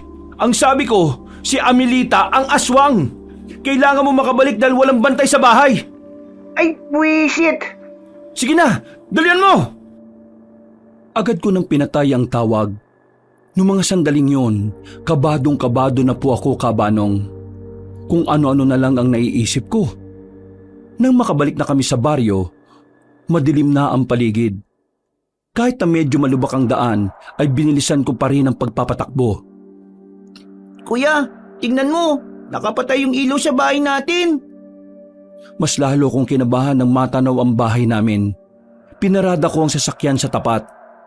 Hindi ko na muna pinababa si Miggy. Iniwan ko siya roon para tingnan kung ano ang nangyayari sa loob. Dinampot ko na ang tubo na nakita ko sa gate. Marana akong naglakad papasok ng bahay.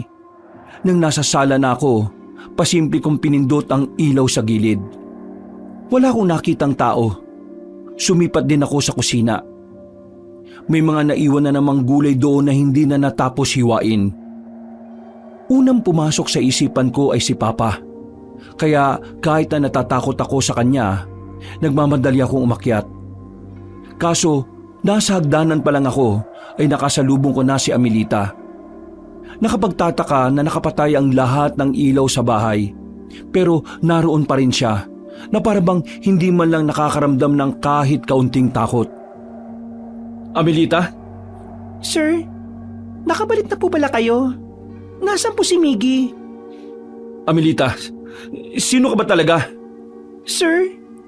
Anong ginagawa mo sa ganitong sitwasyon ng bahay? Bakit nakapatay ang lahat ng ilaw? Nasaan sila? Sir, si Sir Emil po ang nagsabing patayin ang lahat ng ilaw. Tapos, bigla naman po silang umalis. Hindi mo na ako maloloko, Amelita. Kung nalinlang mo kami ng ilang araw, hindi na yun mauulit pa. Sir, ano pong sinasabi niyo? Hindi ko po kayo maintindihan, sir. Huwag ka na magmaang-maangan pa. Alam na namin na ikaw ang aswang. Ikaw ang pumaslang kay Aling Pineda at sa tauhan namin. At ikaw rin ang salarin ng ilang beses na pagkawala ng mga bata sa baryo. Kailangan mong pagbayaran ng ginawa mo. Kaya namatay si Aling Jing dahil sa kasinungalingan mo. Sir, hindi po totoo ang sinasabi niyo. Bakit niyo naman po ako pinagbibintangan ng ganyan? Sir naman, tingnan niyo naman ang mukhang to. Oh. Mukha ba tong aswang? Malakas makapanlin lang ang ganyang muka. Mukhang anghel. Kampo ng kadiliman na nagtatago sa peking kagandahan. Grabe naman, sir. Naintindihan ko kung hindi ako ang tipo niyong babae pero wag naman sanang gagawa pa kayo ng pangit na kwento tungkol sa akin. Kung ako ang aswang, matagal ko na sanang kinain si Miggy pero hindi ko naman ginawa. Kung ikaw ang aswang, bakit si Miggy agad ang una mong naisip? Ha? Si Miggy ang una mong naisip dahil mga bata ang kinakain mo. Dahil ang mga laman loob ng mga bata ay mas sariwa pa at hindi pa gaanong sira. Kaya hindi mo agad makuha si Miggy ay dahil sa pulseras na binigay ni Aling Edna sa kanya. Ngayon ko lang napagtanto na pangontra yon laban sa'yo. Kaya wala kang magawa no? Kahit minsan kasama mo si Miggy, hindi mo siya makuha kasi hindi mo siya kayang hawakan. Kalokohan yan, sir. Sinasabi ko na sa inyo, hindi po ako aswang. Hindi to... Manahimik ka! Aswang! Hinambalos ko siya ng malakas. Hindi ko siya tinamaan kabanong. Kakaibang bilis ang ginawa niya. Nanlaki din ang mga mata ko nang makitang gumapang siya para makadistansya sa akin. Sinasabi ko na nga aswang ka Pasira ka palagi sa mga plano ko. Magbabayad ka ngayon sa akin, Victor. Ano kasalanan ng pamilya namin sa'yo? Bakit? Bakit mo kami ginugulo ng ganito? Matagal na ako natatakam sa kapatid mo. Gustong gusto ko na siyang tikman pero masyado kayong pakialamero. Kaya mo siguro pinaslang si Aling Pineda para mas makalapit ka kay Miggy, ano? Mabuti naman at mabilis makaunawa yung utak mo. Oo, yun ang ginawa ko. Kailangan kong burahin sa mundo ang matandang kulubot na yon. Dalhad lang siya sa mga plano ko. Alam mo, ang dami namang bata dyan sa labas Pero ibang pagkakatakam ko kay Miggy. Tingin ko, mas masarap siya sa lahat. Hindi mo siya malalapitan. Hindi mo na siya mahahawakan. Tingnan lang natin. Kapag napigtal ko ng pulseras na sinasabi mo, wala ka nang magagawa. Salot kang aswang ka! Muli ko siyang inatake kabanong. Pinalo ko siya ng tubo pero hindi ko naman siya natamaan. Hindi ko inaasahan na makakalapit siya agad sa akin. Kinalmot niya ako. Tinamaan ako sa braso kaya agad kong nabitiwan ang hawak kong tubo. Napaupo ako. Maraan siyang lumapit sa akin habang tumutulo ang laway. Habang ako naman, takot at kinikilabutan. Tila nakatanaw na ang kamatayan sa akin. Papatay na kita. Malaki kang hadlang sa mga gusto kong mangyari. Magkita na kayo ng matandang yon sa kung saan man kayo magkikita. Akmang lalapit na siya sa akin pero bigla na lamang may dumating para iligtas ako. Isang lalaki na nakasuot ng kulay itim. Ang daming borloloy sa katawan niya na kumakalansing. Hindi ko siya kilala. Yun ang unang pagkakataon na nakita ko siya. Sinalag niya ang atake ni Amelita. May hinugot siyang patalim sa tagiliran at nahiwa niya ang bandang balikat ni Amelita kaya agad na dumistansya yun sa amin. Nanlalaki ang mga mata ni Amelita at dali-daling gumapang palayo. Hahabulin pa sana ng lalaki pero hindi na niya yun inabutan pa. Binalikan ako ng lalaki at tinulungan makatayo. Matangkad siya. Nakatingala pa ako sa kanya. Hindi talaga pamilyar ang mukha niya sa akin. Maraming salamat pero sino ka? Paano ka nakapasok sa bahay namin? Kahit sinong tao makakapasok sa bahay ninyo. Wala namang bantay at hindi naman mahirap pasukin. Ako si Warod. Pumapatay ako ng aswang. Pumapatay ka ng aswang? Sinasabi mong sanay ka na sa ganon? Oo, trabaho ko yon. At yung babaeng yon matagal ko nang hinahanap. Dito na pala siya nanggugulo. Ibig sabihin, bago rito, sa ibang lugar muna siya naghasik ng kasamaan niya? Normal na ugali ng mga aswang na kapag naantala na mga plano nila, lilipat na sila ng ibang lugar. Yun ang dahilan kung bakit siya narito. Pero tingin ko, magiging iba ang kasong ito. Sa nakikita ko, meron siyang gustong-gustong makuha rito. May mga ugali rin kasi ang mga aswang na hindi matatahimik ang buong pagkaswang nila hanggat hindi nila nakukuha ang gusto nila. Sabihin niyo nga sa akin, may personal ba talaga siyang galit sa amin o bigla na lang niyang natipuhan na kainin ng kapatid ko? Hindi niya ako kilala. Sadyang gusto niya lang makuha ang kapatid mo. Hindi siya titigil. Kumbaga sa tao, kapag meron tayong gustong kainin, yun at yun ang kakainin natin. At hindi tayo titigil hanggat hindi natin nakakain ang pagkain na yun. Maya-maya lang, bigla ko na lang naalala na nasa labas pa pala si Miggy. Nagmamadali akong tumakbo papunta roon. Buti na lang na hindi nalaman ni Amelita na naroon ang kapatid ko, kaya kinuha ko siya kaagad. Nang maging kalmado na ang lahat, lumabas na rin sila Papa at Ricky. Nakapagtago pala sila sa storage room namin. Ang lugar na kung saan pinakamahirap pasukin. Iisa lang kasi ang pinto. Wala pang bintana at ang daming kandado na pwedeng ilagay sa loob. Magkakasama na kami sa sala. Pinakain namin ng lalaking si Warod bilang pasasalamat na rin. Marami din siyang sinabi sa amin na pwedeng makatulong para matugis ang aswang. Maraming salamat sa iyo, iho. Kung sino ka man, maraming salamat. Kung hindi ka dumating baka wala na itong anak ko. Saka na tayo matuwa at magpasalamat kapag nahuli na natin ang babaeng yon. Dahil habang nabubuhay ang aswang na yon, hindi matatahimik ang buhay ninyo. Ang babaeng yon ay isang gutom na aswang. Ibig sabihin, kapag kumakain sila ng kumakain, sa mga sumunod na araw mas lalo lang silang nagugutom. At kapag hindi naman sila kumakain, mas lumalakas sila dahil sa pagnanais na makakain ulit. Hindi sila humihina kapag gutom. Mas lalo silang nagiging malakas at mas lalong mahirap paslangin. Kung ganun ano palang pwedeng magawa? Mautak ang aswang na gaya niya. Pero kapag gutom, mahina ang utak. Kumbaga, nagiging desperado kaya hindi na nakakapag-isip na maayos. Kung ayos lang sa inyo, dito muna ako titira pansamantala.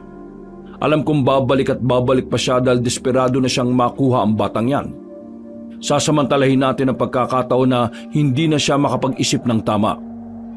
Alam kong hindi niyo ako kilala. Pero pwede naman kayo magpunta sa kabilang baryo para malaman niyo kung sino ako. Kung para naman sa kaligtasan ni Miggy, papayag ako. Ikaw ba, Victor? Magtitiwala ako sa kanya. Utang ko ang buhay ko sa kanya, kaya susubukan ko siyang pagkatiwalaan. Nag-iisa lang ang aswang na yon.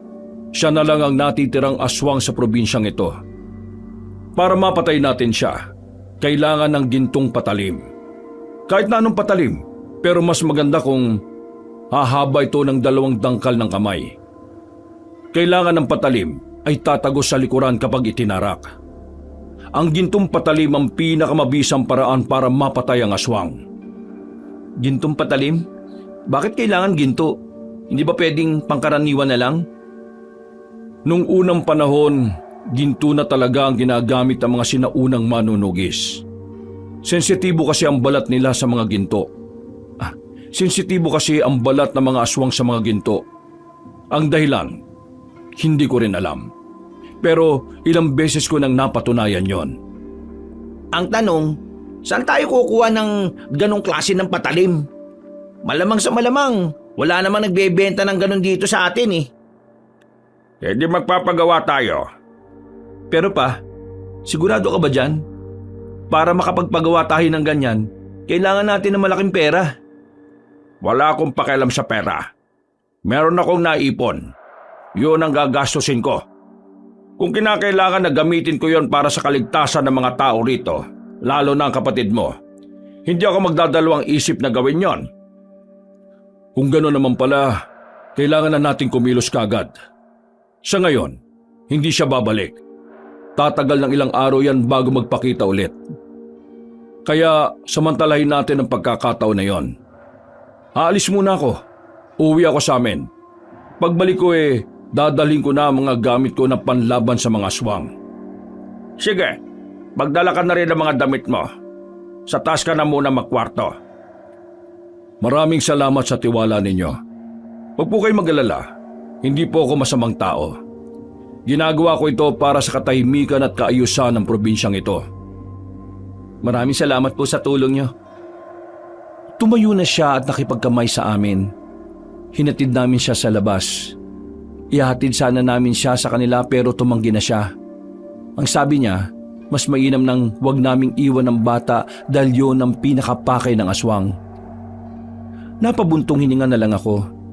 Dahil alam na namin kung sino ang aswang, nararamdaman ko na mas magiging mahirap para sa amin ang mga susunod na pangyayari. Kinaumagahan, nanatili kaming tahimik tungkol sa nangyaring gulo sa bahay. Wala kaming pinagsabihan na si Amelita ang aswang. Ang payo kasi sa amin ni Warod, hindi pwedeng malaman ng taong bayan kung sino ang aswang. Kapag nagkataon kasi, iiwas na si Amelita sa amin at mahihirapan si Warod na tugisin siya. Victor, wala pa rin ba si Warod? Mag-aalas 3 na ng hapon ah. Wala pa rin eh. Pero ang sabi niya, sa kabilang baryo lang naman siya nakatira. Baka may inasikaso lang. Ay siya, sige. Hintayin na lang natin. Kumusta naman pala sugat mo? Okay naman na po. Wala na akong nararamdamang kirot. Effective yung gamot na pinahid ni Warod. Tingin ko talaga, ang dami niyang alam pagdating sa panggagamot eh. At pagdating sa aswang. Kaya nga kailangan natin siya sa problemang ito. Bandang gabi na nakabalik sa amin si Warod. Marami siyang daladalang abubot. Pero hindi na lang namin pinakialaman dahil alam naman naming lahat ng yon ay kailangan niya sa pagpuksa kay Amelita. Ricky, samahan mo siya sa magiging kwarto niya sa itaas. Siguraduhin mo na magiging komportable siya sa pagtulog, ha? Wala ko kayong dapat na ipaglala, Tito. Nilinis ko na yung kwarto niya at nilagyan ko na rin ng malambot na higaan. Maraming salamat sa inyo. Maraming salamat sa tiwala. Walang anuman. Basta, tulungan mo lang kaming mawala yung aswang na yun, ha? Maibalik lang ang kapayapaan dito sa amin. Masaya na kami. Gagawin ko ang lahat na makakaya ko. Tumangon na lang siya at tinapik ako sa balikat. Magaan ang loob namin sa kanya kaya wala kaming pinangangambahan. Siguro dahil naramdaman naming mabuti talaga siyang tao. Sa unang gabi niya sa amin, hindi kami makatulog. Kahit antok na kami, hindi namin magawang pumikit. Maingay kasi si Warod sa kwarto niya. Naririnig naming lahat na parang may ginagawa siya roon. Dasal o ritual. Basta parang ganon. Hinahayaan na lang namin dahil iniisip namin na para din naman yon sa amin. 2 araw ang nagdaan. Wala pa ring paramdam ang aswang. Pero hindi pa rin kami nagiging kampante. Ayon kasi kay Warod, maaring nagpapalamig lang ang aswang. O baka nagpapagaling lang sa tinamong sugat. Warod, pwede ba akong magtanong? Oo naman. Tungkol saan? Ano yung ginagawa mo nung mga nakaraang gabi? Bakit? Naabala ko ba kayo? Oo eh. Hindi kami nakatulog ng maayos. Sinadya ko yun. Sinadya? Bakit? Paanong sinadya? Yung ginagawa kong ritual, para yun sa proteksyon ng isip natin. May mga aswang kasi na kayang manipulahin ang utak ng tao. Yung parang hipnotismo o gayuma. Naisip ko kasi, baka mamaya may kakayahan si Amelita na gawin yon. Kaya habang hindi niya pa nagagawa, kinokontra ko na.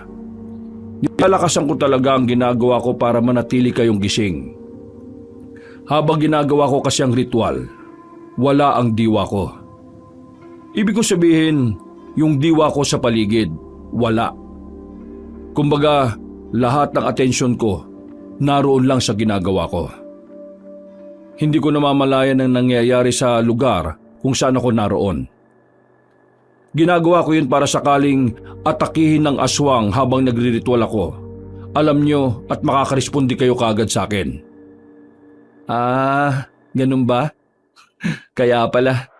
Pero sana nagsabi ka para nasamahan ka namin. Hindi.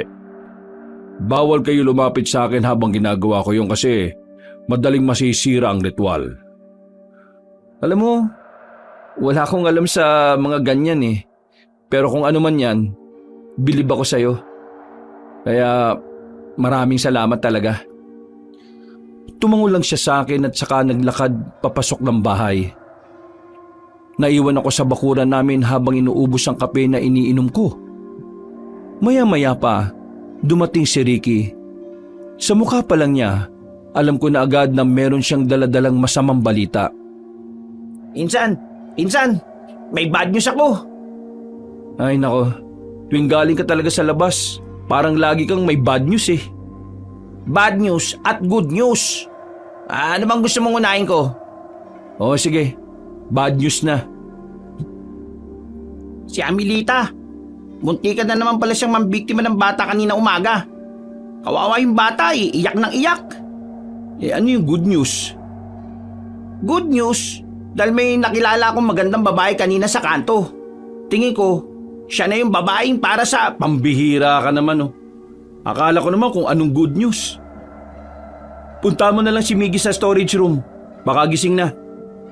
Kumamot na lang siya sa ulo. Pumasok na rin agad ako at pinaalam ko kay Warod ang sinabi ni Ricky. Mabilis na lumipas ang gabi. Hinahanda na namin ang sarili namin sa posibilidad na pagbabalik ni Amelita. Si Aling Edna at Ate Grace ang pinasama namin kay Miggy sa storage room. Habang kami naman, kasama ng dalawa pa naming tao, nakapalibot lang kami sa bahay. Nasa bandang unahan kami ni Ricky. Nakasugbit sa tagiliran ko ang baril at may hawak naman si Ricky na itak. Ano ba ginagawa ni Warod sa loob? Di ba dapat sinasama niya tayo dito? Hindi niya tayo pwedeng samahan. Hindi ka ba nakikinig kanina sa napag-usapan? Kailangang hindi malaman ni Amelita na narito pa rin si Warod. Kailangan natin palapitin si Amelita para mas madali nating mapuksa. Hindi naman kasi basta-basta lalapit si Amelita kung alam niyang may banta sa buhay niya. Patay ang Amelita na yan, lalo na ngayon, meron na tayong gintong punyal. Huminga ko ng malalim Banong. Sa isip-isip ko noon, magiging madali lang ang pagpaslang namin sa babaeng aswang na yon. Sobrang taas ng moral namin dahil sa gintong punyal na halos milyon na ang gastos ni Papa. Kalahati ng ipon niya ay doon lang napunta. Kaya desidido na talaga kaming puksain ang aswang na yon. Ano? Wala pa ba? Wala pa nga pa eh. Kanina pa kami naghihintay dito. Anong oras na oh? Si Warod, May kinuha lang saglit. yung punyal, ayos na ba? Okay na yon? Oo, ayos na raw yun pa. Maganda nga raw ang pagkakagawa eh. Oh, ayan na pala siya. Mang Emil, Victor, kailangan natin siyang puntahan sa gubat. Ha? Akala ko ba hihintay natin siya? Hindi siya lalapit dito. Nararamdaman niya na may proteksyon na ang silid kung saan naroon ang bata. Abay, teka. Parang ang delikado naman yan. Wala tayong ibang pagpipilian. Kailangan natin siyang puntahan. Kung hindi, hindi natin siya mapupuksa. At kapag hindi natin siya napatay ngayon, paulit-ulit lang ang mangyayari. Teka, paano naman tayo makakasiguro na nasa gubat nga siya? Dahil sa anting-anting ko na ito, may kakayahan ito makapagturo kung nasaan ang mga nilalang na may negatibong enerhiya. Sigurado ba yan? Oo, matagal ko na itong ginagamit. Kahit na medyo nagdududa kami, sinusubukan na lang naming maniwala sa mga sinasabi niya. Hindi naman sa wala kaming tiwala. Hindi lang talaga kami pamilyar sa mga ginagawa niya. Maya-maya pa, hinanda na rin namin ang sarili namin sa pag-alis. May iwan si Papa sa storage room para samahan sila Miggy, habang ang dalawa naman naming tao ang may iwan sa labas. Alam nyo, medyo kinakabahan ako sa lakad na to. Kung natatakot ka, pwede ka namang umuwi. Samahan mo na lang sila Papa doon. Basta ako, tutulungan ko tong si Warod. Hindi, Nasama na lang din ako. Ayoko naman na may kwento mo ko sa iba na naduwag ako. Buti naman alam mo. Hindi ko pa tukoy kung anong uri ng aswang si Amelita. Pero nararamdaman ko na hindi siya pangkaraniwan. Kaya triple ingat ang kailangan nating gawin. Walang pwedeng humiwalay. Dahil kung sino ang walang kasama, yun ang uunahin niya. Wala ba siyang kahinaan? Lahat ng aswang merong kahinaan. At yun ang aalamin natin. Akala ko ba matagal mo nang hinahanap si Amelita? Bakit hanggang ngayon hindi mo pa rin alam kung ano ang kahinaan niya? Uy, Ricky, bibig mo. Hindi. Ayos lang, Victor. Oo, Ricky. Matagal ko na siyang hinahanap. Isa sa mga dahilan kung bakit napatagal ang paghahanap ko sa kanya ay dahil hindi ko nga alam ang kahinaan niya. Wala akong sapat na impormasyon para doon. Tumangot-tangon lang si Ricky. Makalipas pa ang ilang oras, narating na rin namin ang bungad ng gubat. Sandali kaming tumigil. Inilabas ni Warod ang sinasabi niyang anting-anting. Nakita namin na parang kumikinang-kinang yun. Saka lang ako naniwala na talagang may kakaiba sa anting-anting na yon. Bakit gumaganyan ka? Kumikinang talaga yan? O may nilagay kang ilaw dyan? Kumikinang siya ng ganyan kapag meron siyang nararamdaman na negatibong enerhiya sa paligid. Hihina ang kinang niya kapag malapit na tayo sa mismong hinahanap natin. Kaya huwag kayong mag-iingay. Baka maramdaman tayo ng aswang. Marahan ng bawat paglakad na ginawa namin. Hindi rin nagtagal na wala na rin ang kinang ng anting-anting ni Warod. Inilabas ko na ang itak na daladala ko. Hindi pa ako pwedeng gumamit ng baril dahil mabubulabog si Amelita. Dahan-dahan kaming umupo nang matanaw na namin ng tila isang barong-barong na bahay na katabi ng malapad na puno. Ayun na siya. Nakagawa na siya ng pansamantalan niyang bahay rito. Samantalahin na natin ang pagkakataon habang maliwanag pa sa lugar na yon. Kapag namatay yung apoy sa harapan ng bahay niya, mahihirapan na tayo. May dala naman akong flashlight eh. Tara na. Nasa loob siya niyan. Ako muna ang lalapit. Saka lang kayo lalapit kapag nagsimula na siyang gumawa ng masama. Binilisan namin ang paglalakad. Nang ilang metro na lang ang pagitan namin ay nagtago na kami ni Ricky sa gilid. Si Warod naman ang dumiretso sa bahay. Nakita namin na lumabas si Amelita. Parang nagulat pa ito nang bumungad sa kanya si Warod. Anong ginagawa mo dito? Ikaw yung lalaking nakialam nung nakaraang gabi, no? Buti naman at naaalala mo ko. Matagal na rin kitang hinahanap. Sino ka ba? Anong kailangan mo sa akin? Kailangan ko sa'yo. Ang buhay mo. Ang lakas naman ng loob mo na kalabanin ako. Normal na tao ka lang. Aswang ang kinakausap mo. Tingin mo mahalaga sa akin kung ano ka? Maglalakas ako ng loob na hanapin ka ng ilang taon? At ngayon nandito pa ako sa harapan mo? Hoy, babaeng aswang na nambibiktima ng mga bata. At ngayon na may masamang bala kay Miggy. Tapusin na natin ang lahat ng kasamaan mo! Hindi ako papayag na isang pangkaraniwang tao lang ang pipigil sa lahat ng pinaghirapan ko. Malas mo. Kasi hindi pangkaraniwang tao lang ang kaharap mo. Biglang nagbagong anyo ni Amelita. Nang makita naming aatake na siya, kinuha ko na agad ang baril ko. Lumabas kami sa pinagtataguan namin at hindi na ako nagsayang ng pagkakataon. Makailang ulit kong pinagbababaril si Amelita, pero hindi ko siya tinamaan dahil sa kakaiba niyang bilis. Lapit dito! Bigla siyang nawala. Nagpunta siya sa likuran ng mga halamanan. Marahan kaming lumapit doon. Nang makarinig ako ng mga kaluskos, muli akong nagpaputok. Nagulat na lang ako nang nasa harapan ko na siya. Nahawakan niya ang kamay ko at naagaw niya ang hawak-hawak kong baril at itinapon sa malayo. Muli siyang nagtago. Nagkaroon kami ng pagkakataon para magkadikit-dikit. Ang usapan natin, hindi ka muna gagamit ng baril dahil sigurado magtatago lang siya na magtatago. Ano nangyari? Pasensya na, nadala ako ng emosyon eh. Walang puwang ang emosyon sa mga ganitong uri ng senaryo. Mag-focus kayo! Halos 2 minuto kaming nakikiramdam sa paligid pero hindi siya umaatake. Kaya naman kami na mismo ang muling lumapit sa halamanan. Paghawi namin ay wala siya roon.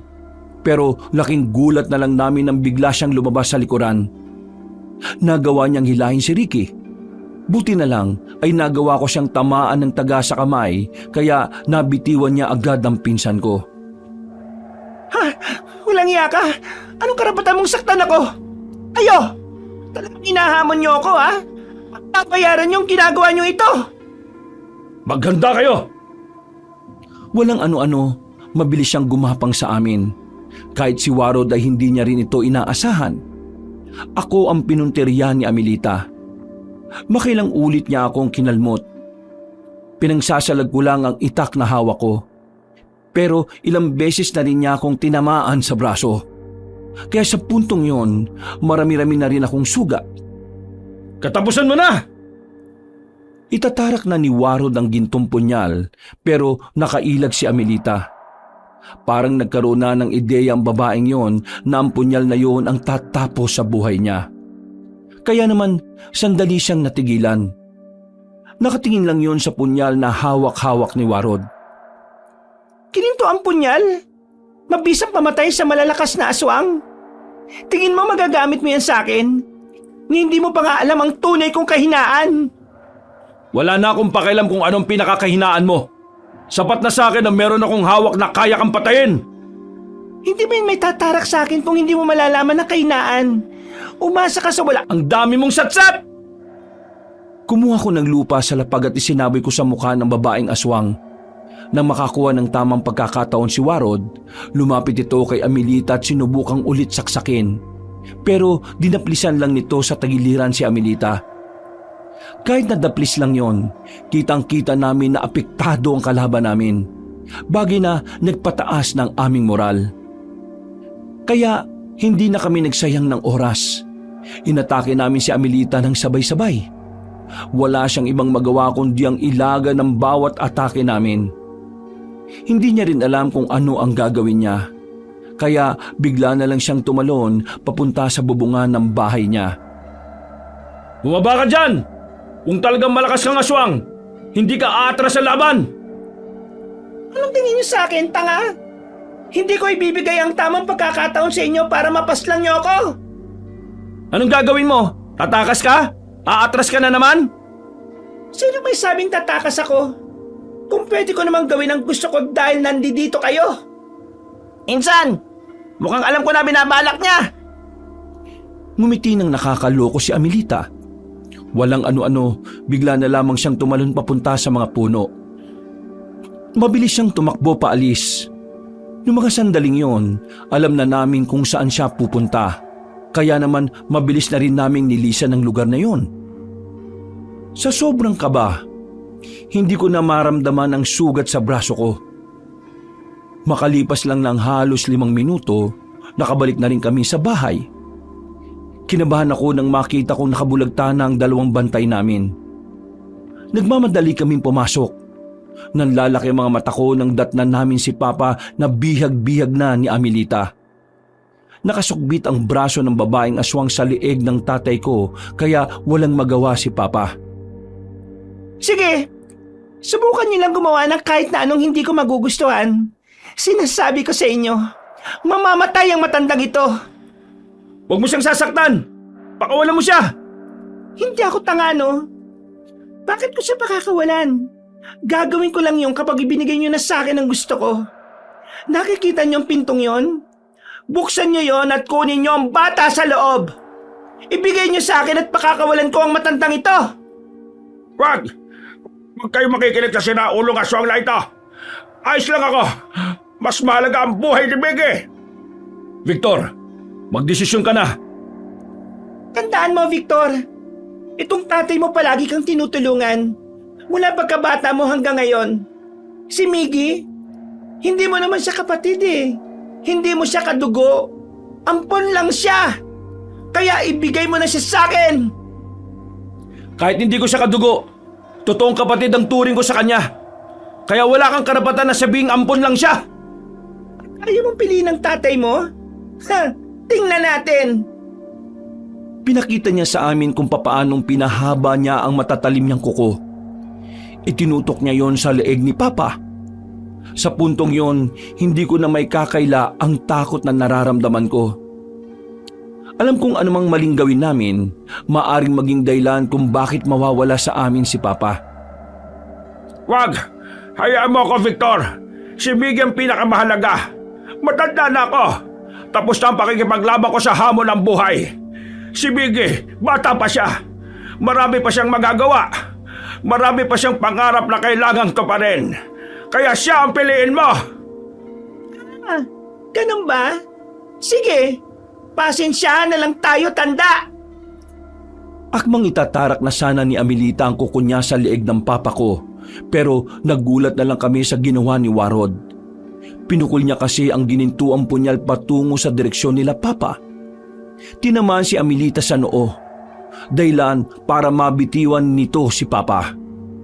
Agad naman namin kinuha si Papa at dinala sa gilid. Pasensya na kung kinabahan kayo Sinugal ko na.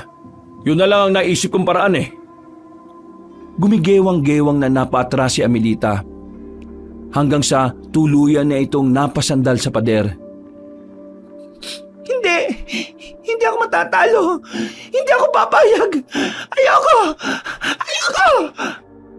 Tapos na maliligayang araw mo, Amelita. Ikaw na lang ang nag-iisang aswang dito. Kaya kailangan mo na rin mawala. Pinagkatiwalaan ka namin bilang tagapangalaga sa kapatid ko. Pero isa ka palang kampon na kadiliman. Kaya dapat lang sa'yo nangyari na yan. Iatid ka na ng kamatayan sa impyerno. Hindi nagtagal, tuluyan na ring nalagutan ng hininga ang babaeng aswang. Hinugot ni Warod ang punyal at ibinigay yon kay Papa. Hugasan mo na lang. Sa inyo ito. Magagamit niyo yan sa oras na malagay ulit ang buhay niyo sa alanganin. Wala naman ng aswang dito sa atin, pero mas maganda nang meron kayong sandata na pwedeng magligtas sa inyo. Maraming salamat. Sobrang maraming salamat. Sa wakas, matatahimik na rin ang pamilya ko at ang bahay na ito. Sa wakas, mabibigyan na rin ng hustisya mga buhay na nawala dahil sa aswang na yan. Tito, yung dalawang bantay sa labas, may pulso pa sila. Itakbo natin sa ospital. Pa, ako nang sasama kay Ricky. Ako nang bahala sa bangkay ng aswang na ito. Itinakbo namin ni Ricky ang mga tao namin sa ospital. Naging maayos din naman ang kalagayan nila. Pero dahil kritikal, kailangan nilang manatili sa ospital ng ilang araw. Samantala, umaga na nang nakabalik kami ni Ricky sa kakabantay sa ospital. Pag-uwi namin, nakita namin na hinuhuli na ng mga pulis si Mang Eddie Boy, ang pasimuno sa pagpatay at pagsunog kay Aling Jing. Bitiwan niya ka! Aswang naman talaga si Jing! Ay! Bitiwan niya ka! Buti nga sa siraulong yun. Mabubulok na rin yun sa kulungan. Kahit na kailan talaga, wala nang nagawang matinuyan. Dapat lang talaga mawala na yan dito sa atin Pag-uwi namin sa bahay ay malinis na ang mga dugo. Ang bangkay naman ng aswang ay sinunog na rin nila Warod at Papa. Tapos na ang misyon ko rito. Wala na ang aswang. Kaya kailangan ko na rin umalis.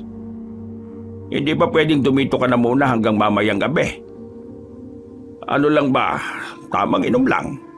Pagdiriwang. Bilang pasasalamat na rin sa'yo. Wala naman pong problema. Pagsapit ng gabi ay magkakasama kaming nagiinom bilang pagdiriwang sa pagpatay namin sa aswang. Pagkatapos ng inuman, umuwi na rin si Warod sa kabilang baryo. Mula nang mapaslang ang aswang, tuluyan na ring naging payapa ang lugar namin. Nakakapanginayang at nakakalungkot mang isipin na may mga buhay na nawala, pero kailangan naming magpatuloy. Sa ngayon, Kabanong, patuloy pa rin naman ang aming buhay. Wala ng aswang, pero hindi pa rin kami nagiging kampante.